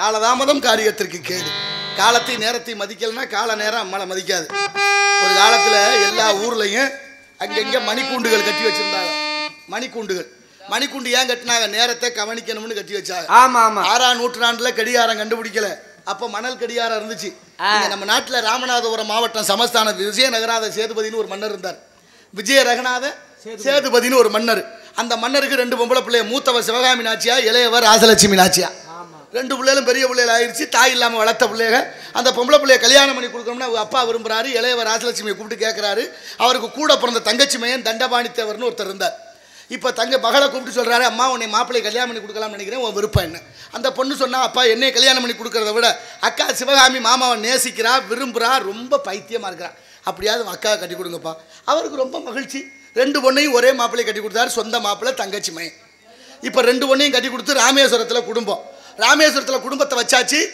இப்போ மாமனார் சொல்லிட்டு வர்றாரு மாப்பிள்ளை பத்திரமா பார்த்துக்க என் பிள்ளையில அதுபோல் ராமநாத சுவாமி பர்வதவர்த்தினி அம்பாள் ராமேஸ்வரம் கோயில் இந்த நிர்வாகம் பூரா உங்கள் பொறுப்பில் இருக்கட்டும் நான் ராமநாதபுரத்தில் நீங்கள் ராமேஸ்வரத்தில் அவங்க வாழ்ந்த காலத்தில் ராமேஸ்வரத்துக்கு போக இப்போ இருக்கிற மாதிரி பாலம் கட்டலை படகுல போய் தான் படகுல வரணும் இப்போ கோயிலுக்கு வந்த பக்தர்கள் யாத்திரியர்கள்கிட்ட கொஞ்ச நாள் கழிச்சு கோயில் பராமரிப்பு செலவுக்காக தப்பா கூட அவர் செய்யல கோயில் பராமரிப்பு செலவுக்காக 25 பைசா கட்டணம் வசூல் பண்ண உத்தரவு போட்டுட்டாரு மருமகன் தண்டபாணித்தேவர் இது நடைமுறைக்கு வந்துருச்சு வடக்கேர்ந்து ஒரு அந்தனர் வந்தார் அவர் போய் படகுல உட்கார போகிறாரு படகு ஓட்டினவங்க கூப்பிட்டு சொல்கிறாங்க ஐயா காசு 25 பைசா கொடுத்துட்டு உட்காருங்கன்னு காசு இல்லை நான் நடந்தே வந்தேன்னாரு அப்படிலாம் காசு இல்லைன்னா கூட்டிகிட்டு போக முடியாதுன்னு இறக்கி விட்டாங்க ரொம்ப வருத்தம் அவருக்கு இவ்வளோ தூரம் நடந்து வந்து அக்கறையில் இருக்கிற சாமியை பார்க்க முடியல அக்கறையோடு இருக்கார் இப்போ வருத்தப்பட்டு இந்த நாடு யாரோட பொறுப்பில் இருக்குன்னு விசாரிக்காரு ராமநாதபுரம் சமஸ்தானம் நேராக ராமநாதபுரத்துக்கு போகிறாரு மன்னரை பார்க்குறாரு வணக்கம் வைக்கிறாரு ஐயா நான் காசிலேருந்து நடந்தே வந்தேன் என்னை இந்த படகுல கூட்டிகிட்டு போயிட்டு கூட்டியாந்து விட சொல்லுங்க 25 பைசா காசு இல்லைன்னு சொன்னார் மன்னருக்கு விஷயம் இப்போ தான் காதுக்கு வருது என்னையா சொல்கிறாருன்னு கேட்குறாரு உங்கள் மாப்பிள்ளை 25 பைசா கட்டண வசூல் பண்ண உத்தரவு போட்டிருக்காருன்னு சொல்கிறாங்க காவலாளிகள் உடனே கோவப்பட்டார் ஏன்டா எனக்கிட்ட சொல்லலேன்னு கேட்குறாரு மன்னர் அதுக்கு என்ன பதில் சொன்னாங்க தெரியுமா ஐயா நீங்கள் மாமனார் அவர் உங்கள் மாப்பிள்ளை இதில் என்னத்தை நாங்கள் தலையிட்டோம் நாங்கள் முடிஞ்சிச்சு ஜோலி. அப்படி தான் இன்றைக்கி இருக்குது. மச்சான் மாமன் சொந்த பந்தம் சாதி மதம் உருப்படாமல் போச்சா? என்ன இருக்குது நாட்டில்? ஒன்றும் இல்லை. கோவணம் கூட மிஞ்சாது இன்னும் கொஞ்சம் நாளில். அதுக்கெல்லாம் முழிக்கலைன்னா முழிச்சுக்கங்க. அதுக்கு மேலே நமக்கு என்னத்துக்கு பெரிய இடத்து பொல்லாப்பு, அரமணை கோழி முட்டை அம்மிக்கெல்லாம் உடைக்கல. இப்போ என்ன பண்ணாரு? அடுத்த வினாடியை தீர்ப்பு சொல்கிறாரு. மருமையனை கைது பண்ண சொல்லி உத்தரவு. தண்டவாணியை கைது பண்ணி குற்றவாளி கூண்டில் தகவல் ராமேஸ்வரத்துக்கு போகுது. அக்காவும் தங்கச்சியும் பதறி போய் பல்லக்கில் புறப்படுறாங்க. நம்ம புருஷன் ஏதோ தப்பு பண்ணிட்டாரா, அப்பா ரொம்ப நேர்மையானவர், அவருக்கு தண்டனை கொடுத்துருவாரு, இருந்தாலும் விசாரணை ஒரு நாள் நடக்கும், அந்த நாளுக்குள்ளே போய் அந்த தாலி கட்டின பாவத்துக்கு முகத்தை பார்த்துடலாம்னு அக்காவும் தங்கச்சி ராமேஸ்வரத்துலேருந்து ராமநாதபுரத்துக்கு பல்லக்கில் புறப்பட்டு வந்துக்கிட்டு இருக்காங்க. இங்கே விசாரணை தொடங்குது. மாமனார் நீதிபதி, மாப்பிள்ளை குற்றவாளி. கேட்குறாரு கேள்வி. உன் மீது குற்றம் சுமத்தப்பட்டிருக்கு. கோயிலுக்கு வந்த யாத்திரியர்கள்கிட்ட 25 பைசா கட்டணம் வசூல் பண்ணதாக சொல்லப்படுது. என்ன சொல்கிறேன்னு கேட்குறாரு. மருமையை நல்ல மனுஷன் வாழ்ந்த காலம். மறுப்பே சொல்லலை. ஆமான்னார். இன்றைக்கெல்லாம் சத்தியம் 1000 பண்ணுறேன், நான் பண்ணலை, எனக்கு கூட உணவு பண்ணிவிட்டேன், திருட்டு தொழிலெல்லாம் சேர்ந்து ஒன்றும் சொல்கிற மாதிரி இல்லை. ஆனால் அவர் சொன்னார் ஐயா ஆமான்னார். அடுத்த வினாடி அவருக்கு வழக்கறிஞர் இல்லை, வழக்கை ஒத்தி வைக்கல. தீர்ப்பு சொல்றாரு பாருங்க. நீ செய்தது தேச துரோகமாக இருந்தால் உன்னை நாடு கடத்தி மன்னிச்சிருப்பேன். நீ செய்தது சிவ துரோகம், சிவனுக்கே துரோகம் செய்திருக்கிறாய், உனக்கு மன்னிப்பில்லை, மரண தண்டனை. என அறிவில் சிறந்த பெரியவர்களை சிந்திச்சு பாருங்க. 2 பொம்பளை பிள்ளைய கட்டி கொடுத்துருக்காரு. பொம்பளை பிள்ளைய வாழ்க்கையை பற்றி யோசிக்கல. மருமகனுக்கு நீதி வழங்கியாச்சு, தலையை வெட்ட உத்தரவு. இப்போ கொண்டு போய் மருமகனை தலையை வெட்டியாச்சு. தகவல் அக்காவுக்கும் தங்கச்சிக்கும் போகுது. 2 பேரும் பல்லக்கில் வந்துக்கிட்டே இருந்தாங்க. சிவகாமிகிட்ட போய் சொல்கிறாங்க உங்கள் புருஷன் தலையை வெட்டியாச்சு உங்கள் அப்பா உத்தரவுப்படி. துடிச்சு போனா புருஷன் இல்லைனா இனிமேல் வாழ முடியாது என்ற காலம் இருந்தது. பல்லக்க கீழே இறக்க சொல்லி அதிலிருந்து கீழே இறங்கி அங்கனே தீ மூட்டி உயிர் விட்டா. அதான் ராமேஸ்வரத்தில் அக்கா மடம். தங்கச்சிக்கு தகவல் தெரியுது, அவரும் பல்லக்க விட்டு கீழே இறங்கி அங்கனே தீ மூட்டி உயிர் விட்டா. அதே ராமேஸ்வரத்தில் தங்கச்சி மடம். அக்காவும் தங்கச்சியும் தீக்குளிச்ச இறந்த இடத்துல அவங்க அப்பா விஜயரங்கநாத சேதுபதி மடம் கட்டி சோறு போட்டாரு. பேரும் அக்கா மடம் தங்கச்சி மடம்னு வச்சாரு. இன்னைக்கு வரைக்கும் ராமேஸ்வரத்தில் இருக்கு. ஆனால் மடமும் இல்லை, மரமும் இல்லை. மடத்தை இடிச்சியே சரி, மரத்தையும் வெட்டிட்டாங்க. மடப்பயில ஒன்றும் சொல்கிறதுக்கு இல்லை. சரி வெட்டினியலை பக்கத்துலேயாவது மடத்தை கட்டி வைக்கணுமா வேண்டாமா? ஐயா எவ்வளோ பெரிய பாட்டை கேட்குறாரு பாருங்க. நன்றி ஐயா. பார்த்து சிக்கிறாம நன்றி ஐயா. அவர்கள் ஒரு பாடலை கேட்டிருக்காரு. பாடல் பாதி தான் தெரியும். அது நீங்கள் பாடுங்களா? அவருக்கும் தெரியலை. சரி நல்லது, சரி பாப்போம். நன்றி நன்றி. அப்படி விஜய ரங்கநாத சேதுபதி தன் மருமகனுக்கே நீதி வழங்கிய நீதிமான். அப்படி இல்லை அந்த ஒரு ராஜபாடு பாடுவார். 2 பேர் கழுகாசலத்தில் பாடிடுறான். என்ன குறை இல்லாமல் பாடணும் இல்லை, அதனால் அதை பாடிடுவோம். அவரும் பாட தெரியும், அவர் பாடு சேர்ந்து பாடிட்டா நல்லது. ஆகையினால ஐயா அவர்களுக்கு நன்றி, உளமார்ந்த வணக்கம். அப்படிப்பட்ட வரலாறுகள் இந்த நாட்டில் நிறைய இருக்குது. இன்றைக்கி வரலாறுகளை குறைச்சி சொல்லியிருக்கேன். ஒன்று மட்டும் சொல்கிறேன். தென்னாட்டில் நம்ம தென் மாவட்டங்களில் பெண்கள் ரவிக்க போடக்கூடாதுன்னு ஒரு சட்டம், சட்டமாக இல்லை, மக்கள் இப்படி ஒரு ஏற்பாடுகளை பண்ணி வச்சு ரவிக்க போடாமல் இருந்திருக்கிறாங்க. ரவிக்க போடாமல் இருந்தால் அந்த காலத்தில் மார்பகத்துக்கு வரி போட்டிருக்காங்க. படுவாவி பயலுக வரலாறுகள் படித்தவர்களுக்கு தெரியும். மார்பகத்துக்கு வரி போட்ட நாடு நம்ம தமிழ்நாடு. மார்பகத்துக்கு வரி போட்டால் எவ்வளவு பாரம் இருக்குன்னு தொட்டு பார்த்து வரி போட்டாங்க. எவ்வளோ பெரிய கொடுமை பாருங்கள், எப்படி இருந்திருக்கு பாருங்கள் இந்த சமூகம், எவ்வளோ பெரிய கொடுமை. அப்படி இருந்த காலத்தில் ஒரே ஒரு பெண்ணு மட்டும் துணிச்சலாக இருந்தால் தானடா படுவாவியை வரி போடுவேன்னு அறுத்து அவங்க முகரையில் வீசிட்டு உயிர் விட்டா. யாருன்னு தெரியுமா? இன்றைக்கி இருக்கிற இளைஞர்களுக்கு யாருன்னு தெரியுமா? மார்த்தாண்டத்தில் அவளுக்கு செலவு வச்சுருக்காங்க. அந்த பெண்ணு தான் நாஞ்சிலி என்ற உயிர் விட்ட தியாகி. இந்த மார்பகம் இருந்தால் தானே வரி போடுவீங்கன்னு அறுத்து போட்ட மகாபதிவிரதை அந்த பெண்மகள் நாஞ்சிலிக்கு செலவைத்திருக்கிறார்கள். இன்றைக்கி அவ்வளவு நாகரிக வளர்ச்சி. அந்த ரவிக்கையை தச்சு போட மாராப்பு போட சொல்லிக் கொடுத்த ஆங்கிலேய பெண்மணி அந்த பத்மநாபபுரத்தில் இருந்த அரண்மனையில் வந்து தங்கியிருந்து அவங்க தான் நமக்கு சொல்லிக் கொடுத்ததாக வரலாறு சொல்லுது. ஆனால் இன்றைக்கி பொம்பளை பிள்ளைலாம் எப்படி தெரியுதுங்க? வெளியில் போனால் தலையை விரிச்சு போடுதுங்க. அதை விட நெஞ்சில் மார்பகத்தில் இந்த சீலைன்னு ஒன்று இருக்கேங்கிறத போடுறதே இல்லை. சரி நம்ம சொல்லக்கூடாது, அது பெரிய இடத்து பொல்லாப்பு. நாளைக்கு மொத்தமாக சேர்ந்து நம்மளை ஒன்றும் சொல்கிறோம். ஆமாம், பெரிய இடத்து பொல்லாப்பு, ஆரம்பமான கோழி முட்டை அம்மிக்கலை உடைக்கும். உணருங்கள் தாய்மார்களே, பெரியோர்களே, நீங்கள்லாம் பெத்த குழந்தைகளுக்கு சொல்லிக் கொடுங்க எப்படி இருக்கணும், நீங்கள்லாம் எப்படி இருக்கிறீங்கிறத உணர்ந்து அந்த பிள்ளைகளுக்கு சொல்லிக் கொடுங்க. நாளைய தலைமுறையை பண்பட்டவர்களாக ஆக்க வேண்டும் என்ற வேதனையில் வருத்தத்தில் பேசுகிறேன். அதனால் வருகிறான் காவலன், அவனை சந்திப்போம். பிறகு நமது கழகத்தை பற்றி சிந்திப்போம். சுந்தரம் நிறைந்ததும் சிறந்த மங்கை எந்த உலகிங்கு ஏன் வந்தால் சிறந்த மங்கை உலகிங்கே வந்தார். அந்த ரமி குத்து தேவர் துந்துமி முழங்க வரும். அந்த ரமி இத்திரங்கணங்கும் எங்கள் கந்தசாமிக்கே தகுந்த